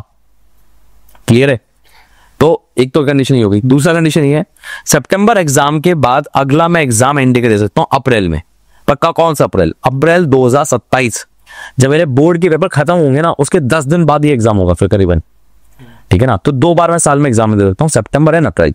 कंडीशन अप्लाई, 18 साल से उम्र कम होनी चाहिए और 16 साल से ज्यादा, ठीक है। नाउ जिसके एडवांटेज होगा मेनली, बहुत कम बच्चों पर एडवांटेज होता है। ज्यादातर बच्चे 18 साल की उम्र के हो चुके होते हैं 12th में। आज के टाइम में ज्यादातर बच्चे एडमिशन ही तब लेते हैं जब हो चुके होते हैं। हाँ, तो ये बहुत बड़ी दिक्कत है। इसलिए एक तो ये भी एक रीजन है कि कंपटीशन काफी कम हो जाता है, बहुत कम बच्चे अपेयर करने वाले हैं। तो शायद पूरी क्लास में अगर फॉर्म भरने की इच्छा 50 लोग रख रहे हैं तो फॉर्म भरी खाली 10 पाएंगे। मैक्सिमम लोग 17.5-18 के हो चुके होते हैं, टाइम ही नहीं होते, टाइम नहीं होता। नाउ अब सवाल ये आता है कि अगर मेरा सितंबर 2026 में पेपर है तो मेरी तैयारी कब तक खत्म हो जानी चाहिए? सोच के देख, सितंबर 2026 में तेरे 12th का भी सिलेबस कंप्लीट नहीं हुआ होगा। अभी 6 महीने बाद एग्जाम बोर्ड के होंगे, पर सितंबर 2026 में जो एग्जाम इंडिया का होने जा रहा है उसमें तो 12th का सिलेबस भी आएगा। प्रिपरेशन तुम्हें पूरी चाहिए। तो अगर मैं तेरी जगह होता तो मैं अप्रैल 2026 जब मैं 12th पे घुसने वाला होता, उस वक्त तक मैं क्या कर लेता? 11-12 तक का मैथ्स खत्म कर लेता। फिजिक्स केमिस्ट्री नहीं खत्म हो सकती, मैथ्स खत्म होनी है।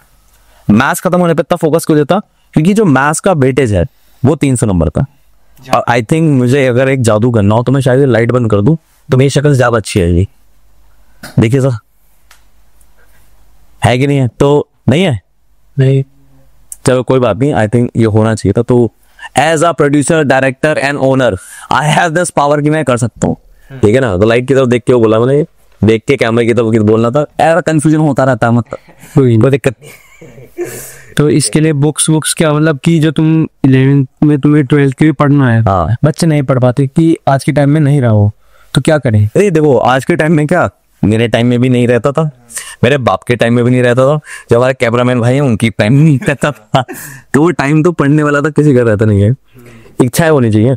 अच्छा, अब एक बात और, जैसे फॉर एग्जांपल एक गलती और होती है कि हर बच्चा जब मैथ्स के बारे में आता है ना, जैसे 11th-12th में आएगा, वीडियो में सुनने का आएगा, एनसीईआरटी तो करनी है, आरएसएवाल भी करनी है और आरटी भी करनी है, कंपलसरी होगी, ये कंपलसरी हो गया। अब 3 किताबें खत्म करना मेरे हिसाब से 1 साल के अंदर प्रैक्टिकली पॉसिबल आम बच्चे के लिए नहीं है। जो बहुत ही अच्छा हो पढ़ाई में, तोड़ फोड़ आदमी हो, उसकी बात अलग है, आम बच्चे की बात नहीं कर रहा मैं।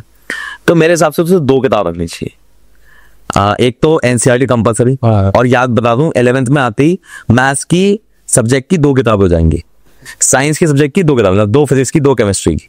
तो उसमें कंटेंट ज्यादा हो जाता है, मतलब पढ़ना बहुत पड़ता है। तो मतलब कम से कम वो जो मैथ की 2 किताब आएंगी 11th की, वो भी कंप्लीट करनी है, वो खत्म करनी है, प्लस आरएसएवाल तो मिनिमम खत्म करनी चाहिए 11th की। हाँ, और अगर कोई कहता है, जैसे कोई ना कोई ट्यूशन टीचर या कहीं कोई मम्मी पापा को वीडियो दिखा रहा होगा, तो कहेंगे नहीं आरडी शर्मा अच्छी होती है, तो आप ठीक है, आप आरडी कर लो, आरडी बहुत मोटी होती है, पर आरएसएवाल छोड़ दो फिर। ये दोनों एक साथ नहीं, हाँ, दोनों एक साथ प्रैक्टिकली पॉसिबल नहीं है। दैट्स नॉट प्रैक्टिकल, मतलब ये झूठ है। और अगर उनकी बात करें कि हाँ जो बच्चे हैं कि कर लेंगे, तो उसके अलावा क्या बुक की प्रिपरेशन करें कि 26 में देखो यार देना है? विद ऑल ड्यू रिस्पेक्ट, मैंने ऐसे बच्चे भी देखे हैं। मैंने एक जगह ट्यूशन पढ़ता था, उसके फादर थे पीसीएस ऑफिसर, एक होता है आईएएस ऑफिसर, आईएएस से जस्ट नीचे एक रैंक होती है पीसीएस। तो पीसीएस ऑफिसर रैंक अपनी बेटी को सोच के देखो 9th क्लास में क्या करा रहा होगा? Any guess? कि वो बन सके आईएएस से, आईएएस बन सके, बताओ क्या करा रहा होगा?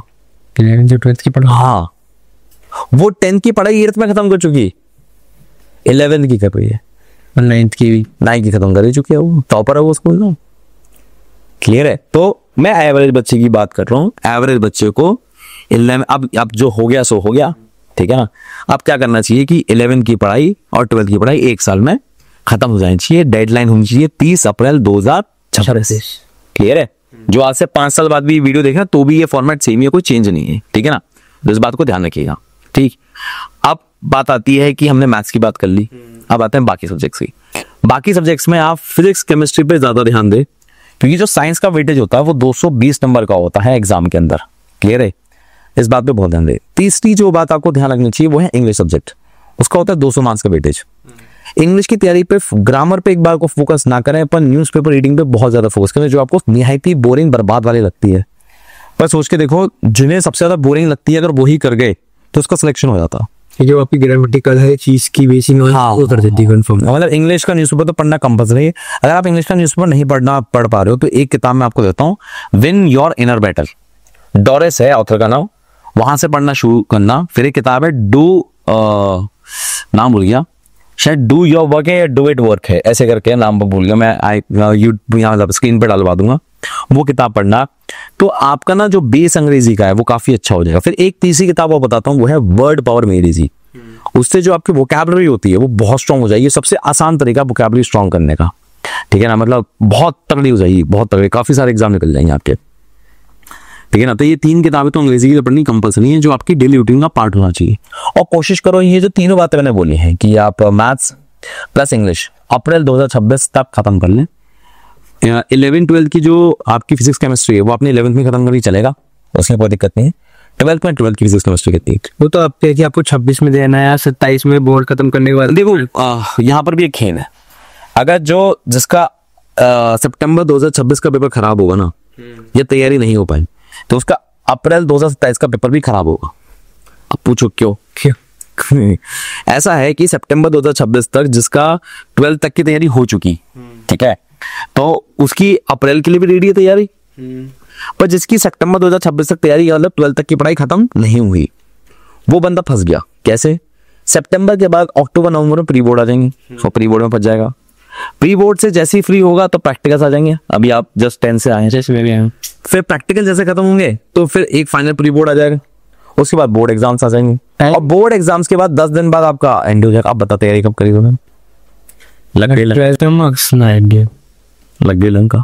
तो 11th के एक साल में आपको करीबन अपनी मैथ्स और एनडीए की तैयारी तो स्टार्ट करनी ही, हाँ कंप्लीट, वरना लंका लग जाएगी। अब इसमें एक और बात, अगर मान लो मैं तैयारी करा था अपने छोटे भाई बहन की, तो मैं ना उसे तैयारी कराता हिस्ट्री ज्योग्राफी पॉलिटी की अप्रैल मई जून में। क्यों? एक तो अप्रैल मई जून में छुट्टियां होती हैं, जल्दी होगी, हाँ, तो टाइम बहुत है, ठीक है, ये है कारण। और ये रेगुलर स्कूल वालों के लिए बोल रहा हूँ मैं स्पेशली, जो रेगुलर स्कूल जाएंगे क्योंकि पेरेंट्स मानेंगे नहीं मानता। जैसे एक कर्नल है, कर्नल राजीव भरमन, उन्होंने किसी वीडियो में ये बात कही थी कि बच्चे को ना डमी या मतलब ऐसा नहीं कराना चाहिए कि वो स्कूल ना जाए, वरना उसका ओवरऑल ग्रोथ रुक जाएगा 11th-12th का। मैं इससे ना बहुत मतलब नहीं इंस्पायर नहीं हूँ, मतलब मैं एग्री नहीं करता हूँ पूरी तरह से। मैं ये बात नहीं कह रहा कि उसका ओवरऑल डेवलपमेंट रुक जाएगा, ठीक है ना। मैं ये बात कहता हूँ अगर वो स्पोर्ट्स खेल रहा है तो वो हो जाएगा, ठीक है ना, ओवरऑल डेवलपमेंट ग्रोथनेस हो जाएगी। और जहां तक मेरा मानना है, स्कूल में ना टाइम वेस्ट ज्यादा होता है, पीरियड्स नहीं हो रहे, टीचर्स नहीं आ रहे हैं, टाइम वेस्ट ज्यादा हो रहा है, लड़ाई झगड़ा ज्यादा हो रहे हैं, गर्लफ्रेंड बॉयफ्रेंड वाले केस ज्यादा हो रहे हैं, अट्रैक्शन ज्यादा हो रहा है, वो पढ़ते वो बच्चे अलग करते हैं, अलग कर देता है। तो इसलिए मैं कह रहा हूँ शायद कर्नल राजीव भरमन, मतलब मैं all due respect to him, सही आदमी है वो, सही कुछ सोच के उन्होंने बोला होगा, पर क्योंकि मैं अभी यूथ की एज से जस्ट निकला हूँ तो मुझे अंदाजा ज्यादा है कि भाई लाइफ कैसे, ना हर चीज का सब्जेक्टिव अलग होता है। हाँ, उनका मानना अलग होगा, तो ये है तो इस तरह से मेरे हिसाब से हिंदी दे रही चाहिए। अच्छा, ये बात भी सही है, पर मैं अगर आगे बढ़ूं, भगवान ना करे कि बच्चे के एनडीए पेपर नहीं निकले, हाँ। मैं चाहूँ सबका निकले। और क्या डर है जो ये लेके बैठा है कि एनडीए का ना निकले, तो क्या ऐसा क्या डर है? मतलब मैं पहली बार ऐसा डर देख रहा हूँ, क्या डर है ये?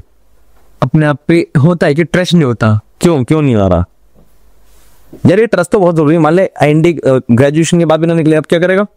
तो ये भी सवाल पूछे मेरे से, ऐसा ग्रेजुएशन के बाद ही निकला सर, तब क्या करना चाहिए बंदे को? ये भी सवाल पूछ ले।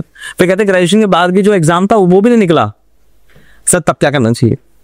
ये भी सवाल पूछ लो फिर आप कि वो है ना कि क्या करे फिर आगे। हाँ वही तो है, क्यों पूछना चाह रहे हो आप ये सवाल? ऐसा जिंदगी का अंत नहीं होगा फिर कभी?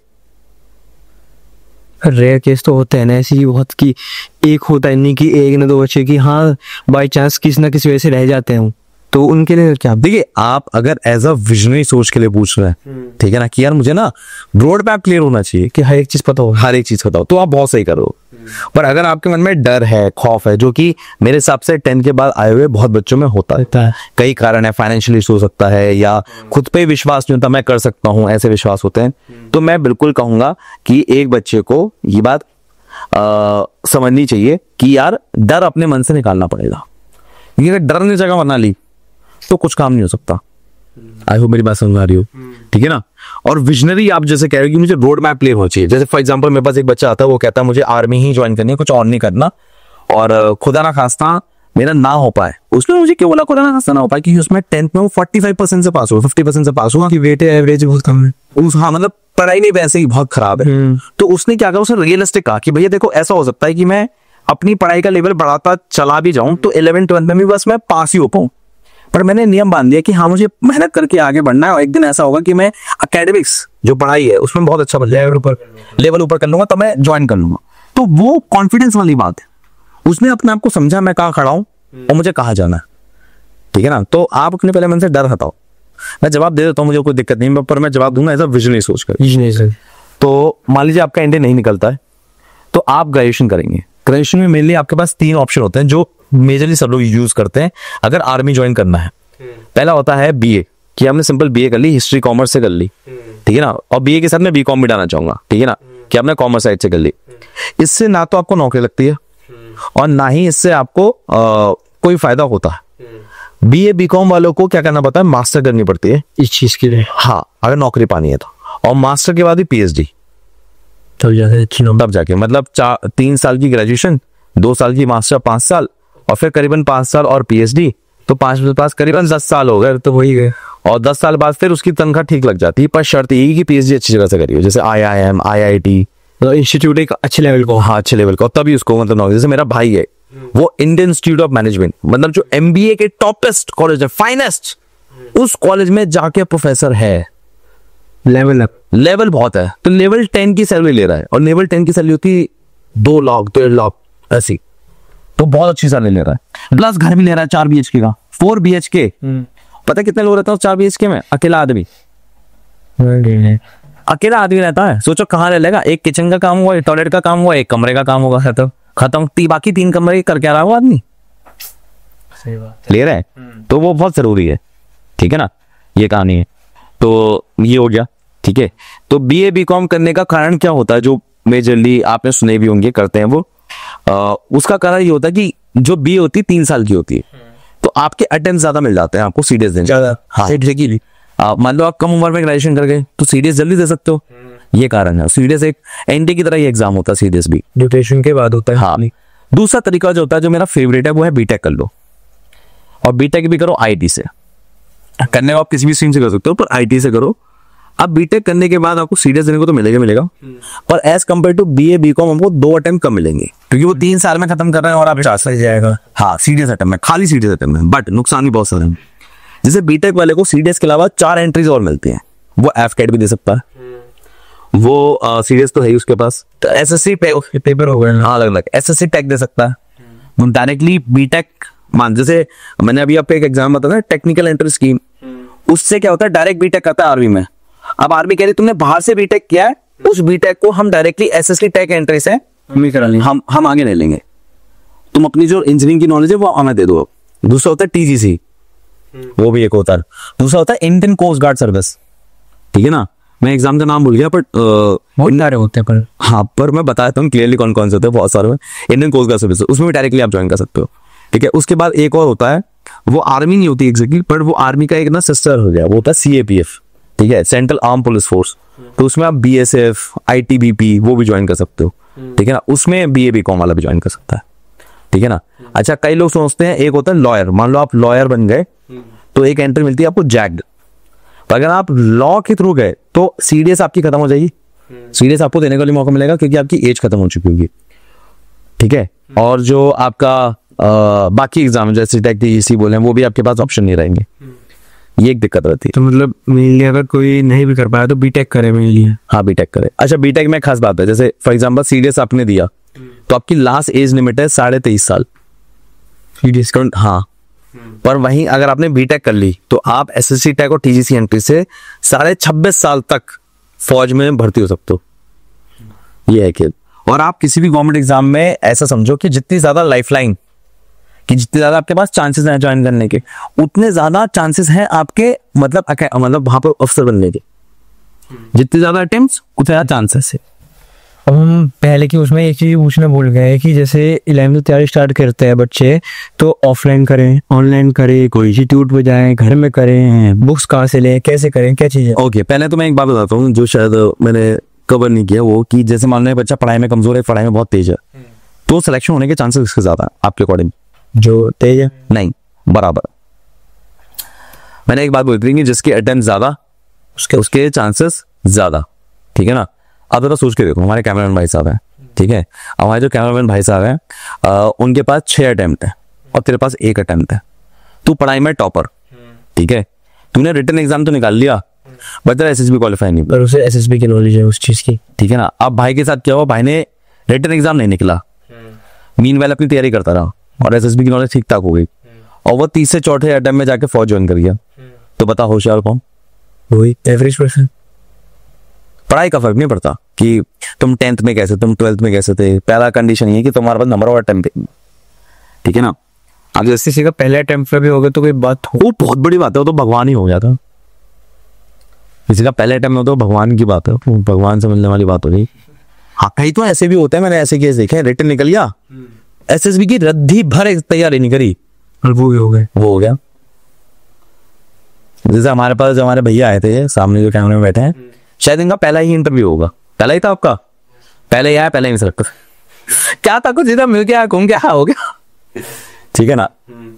तो ये सीन होता। सही, मतलब तैयारी करो तो ऑनलाइन। अच्छा, ऑनलाइन ऑफलाइन बात चल रही थी। ओके, अब देखो डिपेंड, देखो पैसा बहुत है और तुम्हें लगता है कि तुम घर बैठ के नहीं पढ़ सकते, ऑनलाइन नहीं पढ़ सकते, तो ऑफलाइन जाना बेस्ट है। क्यों? माहौल बहुत खतरनाक होता है, तगड़ा, सारे लोग वहां पर होते हैं जो तैयारी करने वाले होते हैं, उसमें से कुछ बहुत अच्छे होते हैं, आपको बात करने का माहौल मिलता है, पता चलता है आपने। हाँ ठीक है ना, माहौल मिलता है और देखने को मिलता है कि ये ऐसा बनूंगा तो तैयारी वाला नहीं निकलेगा और ऐसा बन जाऊंगा तो एग्जाम निकल जाएगा। ये भी क्लियरिटी बहुत ज्यादा आती है, ठीक है ना। अब बात करते हैं, पर इसकी मतलब ऑब्वियसली फीस ज्यादा, जैसे फॉर एग्जांपल हमारे यहाँ ऑफलाइन की अगर 6 महीने की फीस पकड़े तो करीबन 35,000 रुपए है, ठीक है ना, प्लस रहने का खर्चा अलग अगर आप बाहर से आ रहे हो, ठीक है। वहीं आप अगर ऑनलाइन की आप हमारे से लो, ठीक है ना, उसके खर्चे बैठता है 5,000 रुपीज फॉर 2 years, ठीक है ना, और 1 year का 3-4,000 होता है कुछ, ठीक है। अब फ्री की बात करें, अच्छा ऑनलाइन में फायदा क्या होता है? ऑनलाइन में एक तो ना आपको मेहनत कुछ नहीं करनी, मतलब सिंपल वीडियो खोलो, पढ़ो, नोट्स बनाओ, क्वेश्चन लगाओ, खत्म। तो ऑफलाइन में ऐसा क्या है जो ऑनलाइन में नहीं? ऑफलाइन में कंपटीशन दिखता है ना, तुझे रोज मैं दिख रहा हूं कि भाई शुभम वाशने को तो निकल जाएगा, मेरा ही निकल पाएगा, तो तू मेहनत करने के लिए आगे बढ़ेगा। ऑनलाइन में नहीं दिखेगा, जितना पढ़ रहा है पढ़ लिया, जो तूने पढ़ा तेरी ईमानदारी है। खुद को सेल्फ मोटिवेट करने की ताकत ज्यादा होनी चाहिए। कंटेंट सेम रहता है 99.99%, तो मैंने चाहे हमारा हो, चाहे पीडब्ल्यू, चाहे एलडब्ल्यूएस हो, चाहे हरप्रीत चौधरी हो, मतलब XYZ जितनी भी कोचिंग है, लगभग कंटेंट लगभग सेम ही होगा। बस ये फर्क हो जाता है कि कौन किसको कितना टेंशन दे रहा है। जैसे फॉर एग्जांपल मैं किसी कोचिंग इंस्टीट्यूट का नाम ही दूंगा, ज्यादातर जहां पर लाइव क्लासेस होती हैं वहां पर क्या होता है कि लाइव क्लास में जितने क्लासेस हो गए खत्म, और फिर जब सिलेक्शन होने की बात होती है, सिलेक्शन आ गया तो उन्होंने गूगल फॉर्म डाल दिया कि आप उसमें बता दो अगर आपका सिलेक्शन हो गया हो तो, ठीक है ना। तो पर्सनलाइजेशन टच कैसे होगा? जैसे फॉर एग्जांपल तुम्हारे पास ऑफलाइन पढ़ा है, ठीक है ना, 10th क्लास पढ़ाई में, तो तेरे को पता होगा कि यार सर डंडा भी मार देंगे, हाँ सर उंगली भी कर देंगे, सर मजाक भी कर देंगे, हर चीज कर देंगे, बॉन्ड बन जाता। सर को भी पता है कि मैं कहाँ खड़ा हूँ, ठीक है ना, सर भी टोक देते हैं कि सर बेटा ये कर ले वो कर ले, मिस्टेक्स पता है, ये ऑफलाइन का है, ठीक है ना। तो इंटरेक्शन बहुत ज्यादा हुआ। सेम वे ऑनलाइन में मेरे हिसाब से इंटरेक्शन बहुत ज्यादा होना चाहिए। अगर आप ऑनलाइन ज्वाइन कर रहे हो, इंटरेक्शन बहुत होना चाहिए। जैसे हमारे यहाँ इंटरेक्शन होता है गूगल मीट पे, तो जहां भी आप ज्वाइन करो वहां पर इंटरेक्शन देखो, टीचर से इंटरेक्शन कितना है, ऐसा तो नहीं खाली कमेंट सेक्शन में इंटरेक्शन है, ठीक है ना, तो वो नहीं होना चाहिए। पर बेटर ऑफलाइन में रहता है, क्योंकि ऑनलाइन में तब भी नहीं होगा जितना ऑफलाइन में। ऑफलाइन तो आपको पसंद है ना, आपको तो हमेशा ऑफलाइन ही पसंद आया, वो भी एक कार आ रहा था, और सबके अपने मोटिव्स होते हैं। हाँ मोटिव होते हैं, ठीक है। अब तीसरा आता है सेल्फ करने के 2 तरीके, one is YouTube and second is books. Books कौन सी? बताता हूँ, मैं सब बताता हूँ।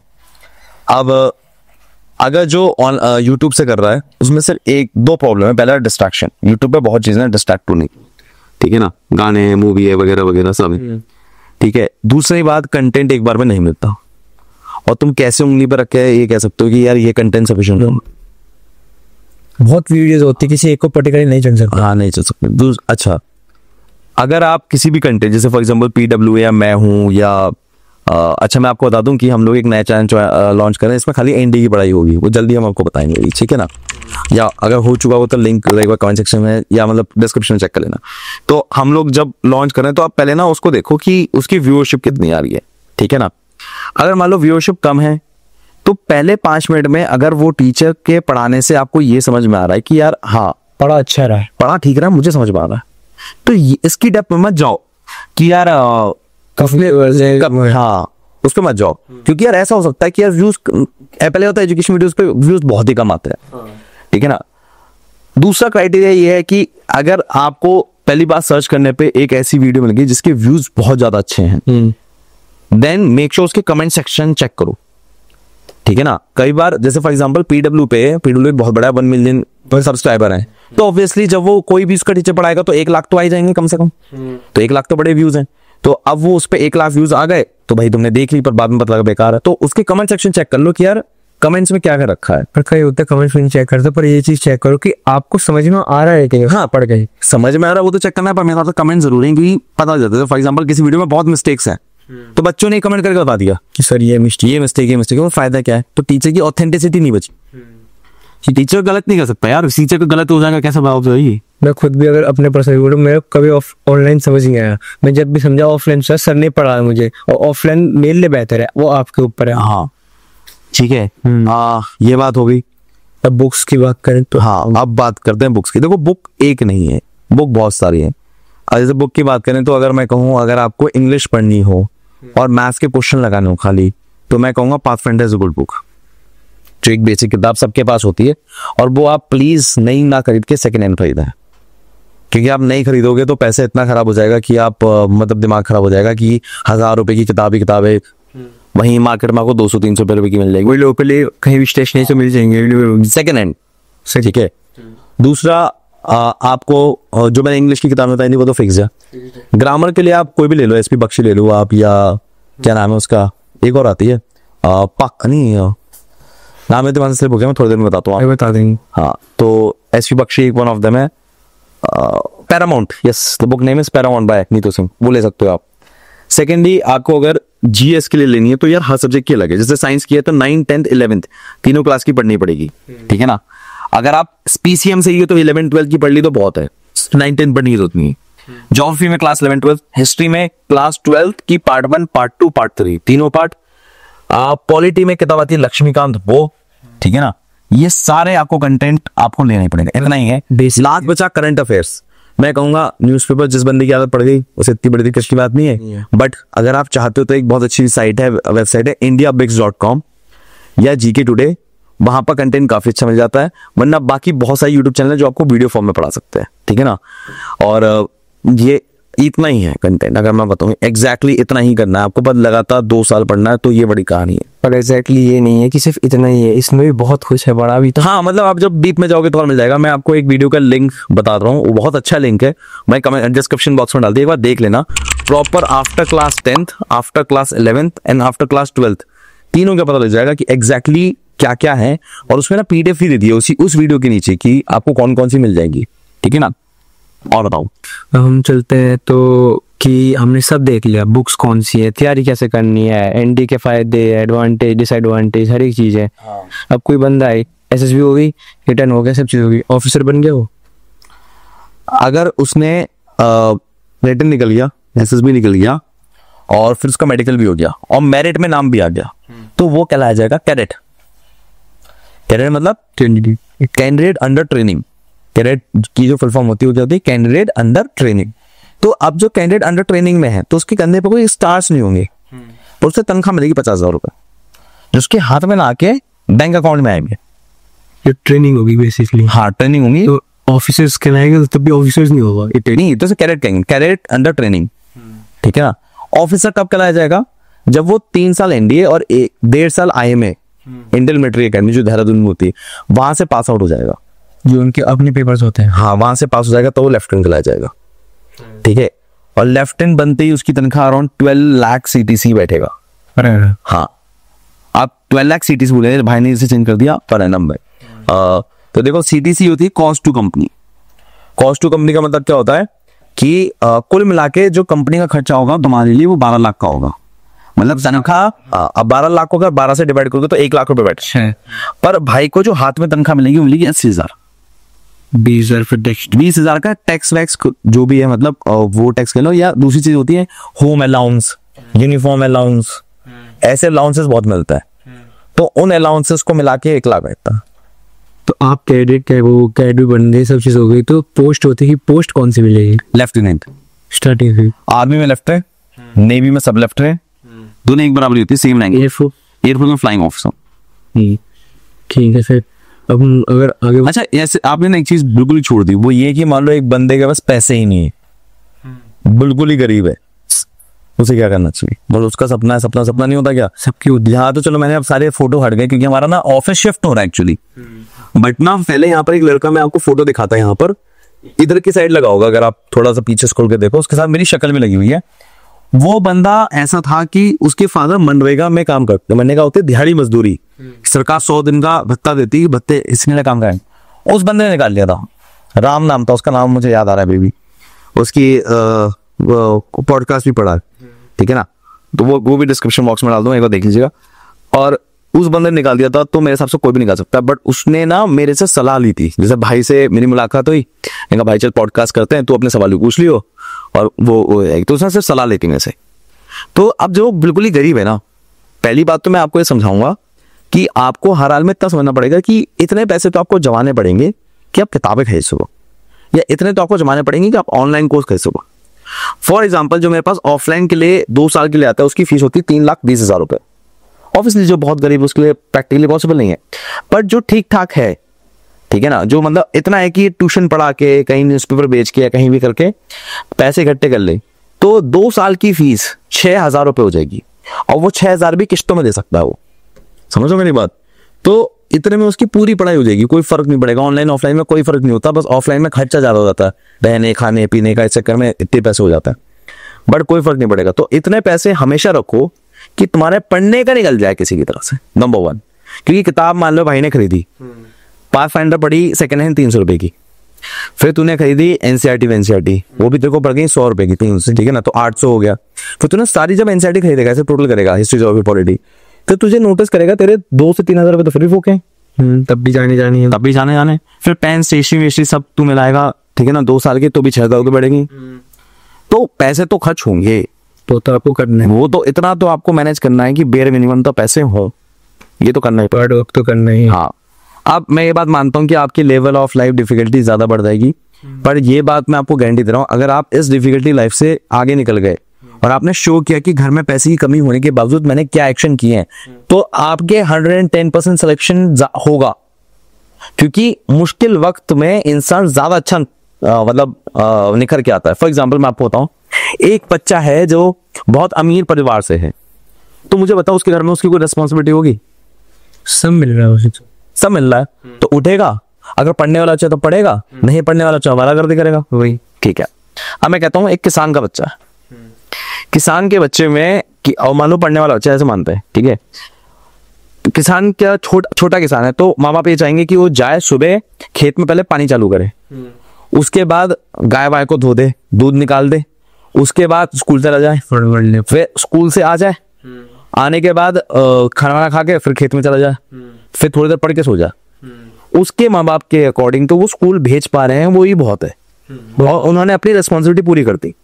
अब जो बच्चा बन जाए अपने अकॉर्डिंग, गरीब परिवार में ऐसे होता है, ठीक है। अब क्या खाली स्कूल होके काम चल जाएगा? नहीं, अब उसकी एक्स्ट्रा मेहनत देखो। उसको पता है सुबह 4 बजे जाके मुझे कहाँ जाना, खेत में जाना। अब खेत में जाऊंगा तो पहले मेरा काम है पानी चलाना, चला दिया, अगर एकदम से घर पहुंच के तो हो सकता है बाप मुझे काम दे दे, ठीक है ना, माँ मुझसे काम कहते हैं, तो खेत में ही बैठ के भैया अपना पढ़ाई करने का काम शुरू किया। क्लियर है? अब आपके ऊपर है। हाँ, फिर घर आया, गाय वाय धोई, फिर भैया पता है मम्मी नाश्ता बना ली, इतनी देर भैया कुछ रिवाइज कर दिया।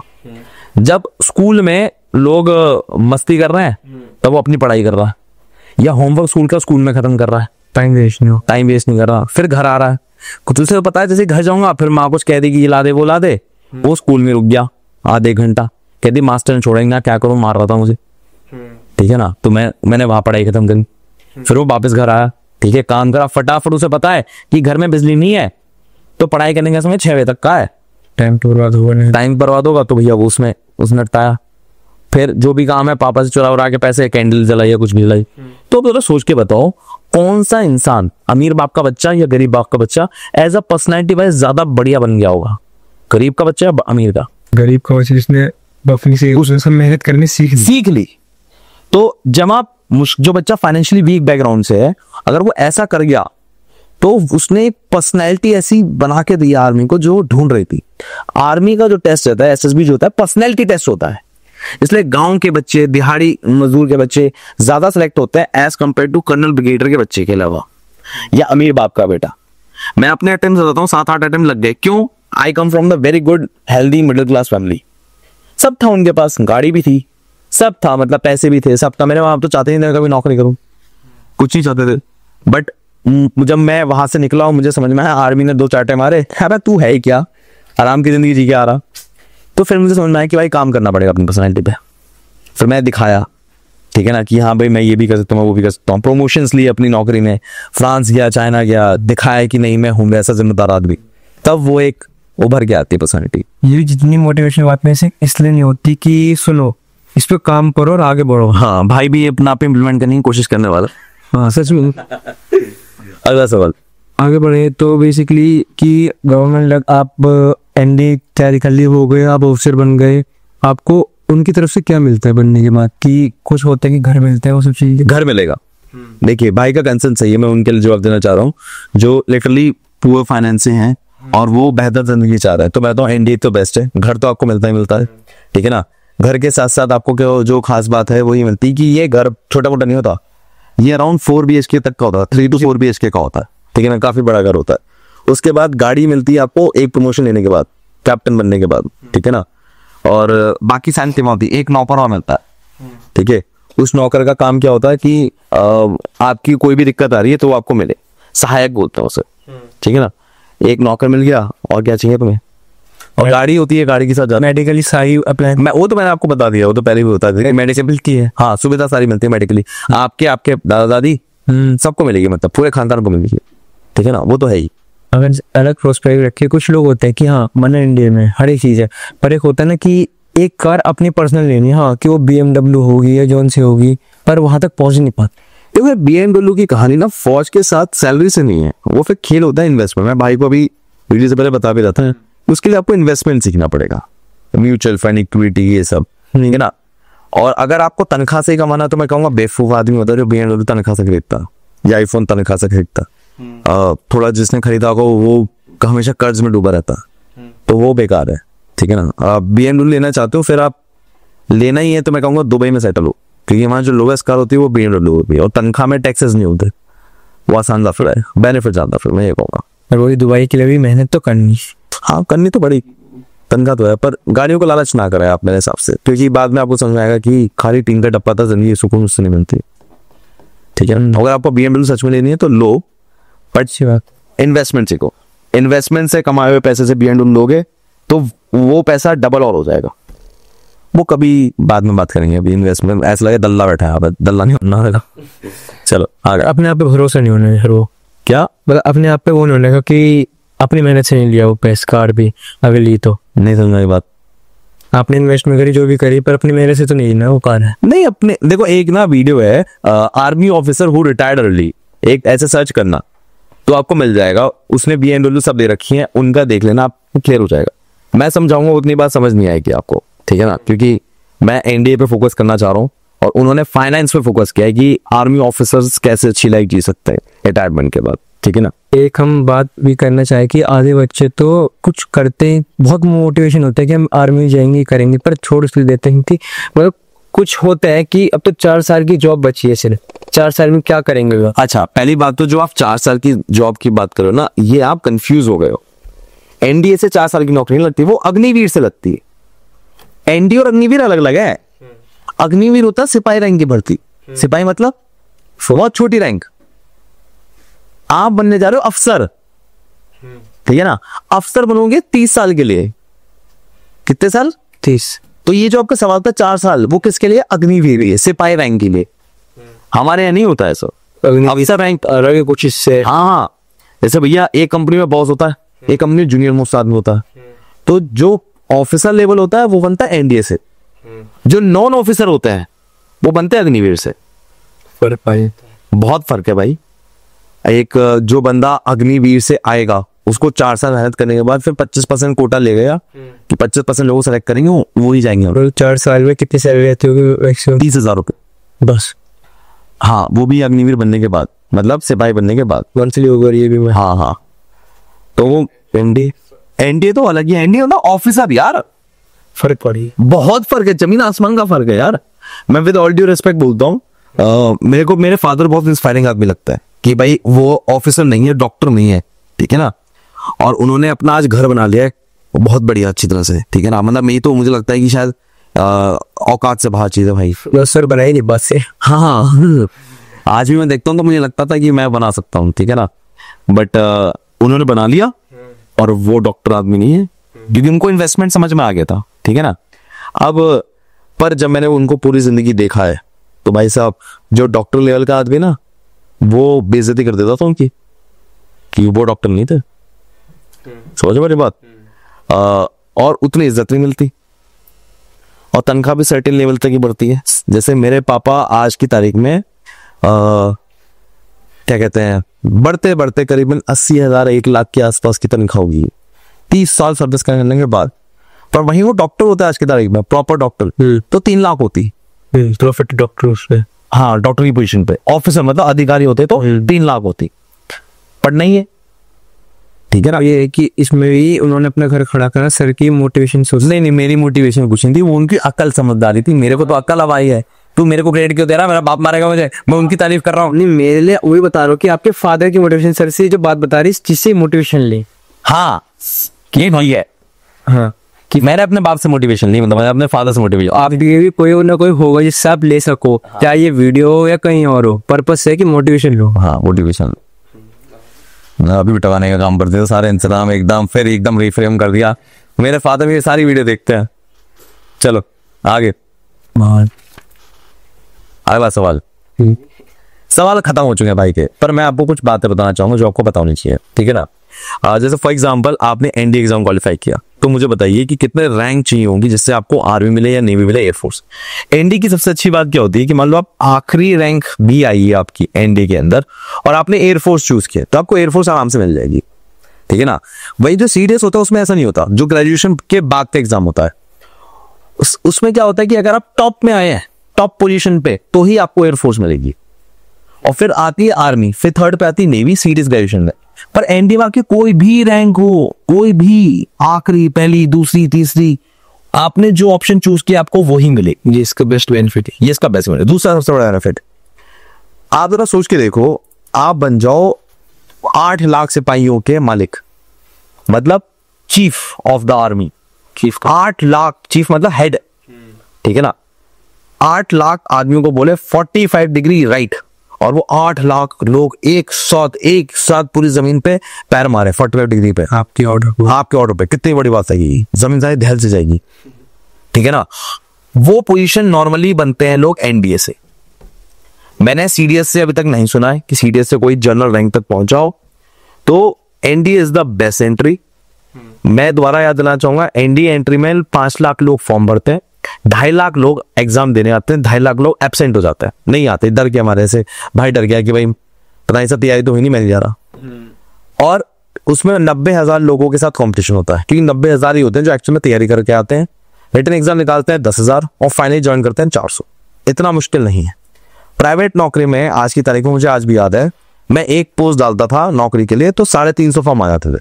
बहुत है, बहुत ज्यादा है एक पोजीशन के लिए। यहाँ ऐसा नहीं है, ठीक है ना। और अगर आप पढ़ाई में एवरेज हो, अगेन मैं एक वीडियो को ऑप्शन आपको देना चाहूंगा, वो है how to study long hours, ये आपके सामने लिख रहा होगा, वो भी आप एक बार डिस्क्रिप्शन में चेक कर लेना कि अगर आपसे पढ़ाई लंबे समय तक नहीं होती तो कैसे करनी है, ठीक है ना। ये क्वेश्चन मेरे भी है कि हम देखते हैं कि जो ऑफिसर्स होते हैं, एक होते हैं जो फाइटर्स होते हैं जो अलग ही लड़ते हैं, और एक होते हैं जो अपने बेस पे रह के उनको गाइड करते हैं, तो इनमें फर्क होता है। फर्क तो कुछ नहीं है, मतलब ये तो पोजीशन चूज करने की है। मुझे एक बात बता, पोजीशन उनकी बड़ी होगी ना फाइटर्स की, जो मेनली नहीं रिस्क जो ज्यादातर लेगी। रिस्क का तो अलाउंस मिलता है, जैसे फॉर एग्जाम्पल तू लेफ्टिनेंट बना आर्मी में, तूने कहा मैं बेस पे काम करूंगा, ठीक है बेस पे कर। मैंने कहा मैं फ्रंट पे लूंगा, फ्रंट पे। रैंक सेम है, ओहदा सेम है, बराबर सेम है, ठीक है ना। बट मुझे, क्योंकि मैं अपनी लाइफ डेंजर में डाल रहा हूँ, तो मुझे तनख्वाह थोड़ी ज्यादा मिलेगी, सैलरी बेनिफिट होगा, सैलरी मैंने पढ़ा था। चलो आज के लिए thank you so much. Enough finally खत्म हो गया। अच्छा एक बात और, अगर आप में से कोई भी सवाल हो तो कमेंट सेक्शन में डाल दो। और अगर आप मेरठ शहर में रहते हो, जैसे भाई को मैंने पॉडकास्ट के लिए इन्वाइट किया, आप भी आ सकते हो, ऐसे ही पॉडकास्ट पे बैठ सकते हो, अपने सवाल कर सकते हो। पर उसके लिए आपको कमेंट सेक्शन में वॉलंटियर बनना पड़ेगा, अच्छे कमेंट क्वेश्चन दिखाने पड़ेंगे और दिखाना पड़ेगा इंटरेस्ट कि हाँ मैं देना चाहता हूँ।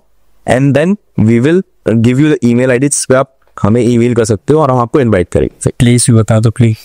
यार सिंपल है, वैसे तो गूगल पे डालो सेल्फ सिलेक्शन बोर्ड मेरठ, आराम से आता है मेरे रोड पे, बस सीधा पंजाब नेशनल बैंक के सामने। देखो अब तो वैसे ऑफिस की पोजीशन जगह बदलने वाली, तो ये एड्रेस गलत हो जाएगा, तो अभी सिंपल गूगल पे डालो सेल्फ सिलेक्शन बोर्ड मेरठ, आपको आराम से मिल जाएगा, कोई बड़ी बात नहीं, आप आराम से आ सकते हो, ठीक है ना। और कोई दिक्कत हो, अगर तुम्हें लग रहा है मुझसे पर्सनली बात करना, तो जो नंबर अभी स्क्रीन पर फ्लैश हो रहा है उस पर डायल करो, मेरी टीम से बात होगी, वो टीम आपको बता देगी कैसे मुझसे बात कर सकते हो आप, ठीक है ना। दैट्स ऑल, मिलते हैं आपसे अगली वीडियो में। Jai Hind, take care, bye bye, और देखते हैं वो दिन जब आप ऑफिसर बनेंगे। Bye bye. मैं उनको रोज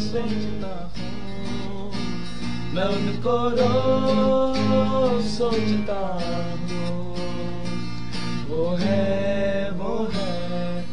अंतिम पगों के निशान।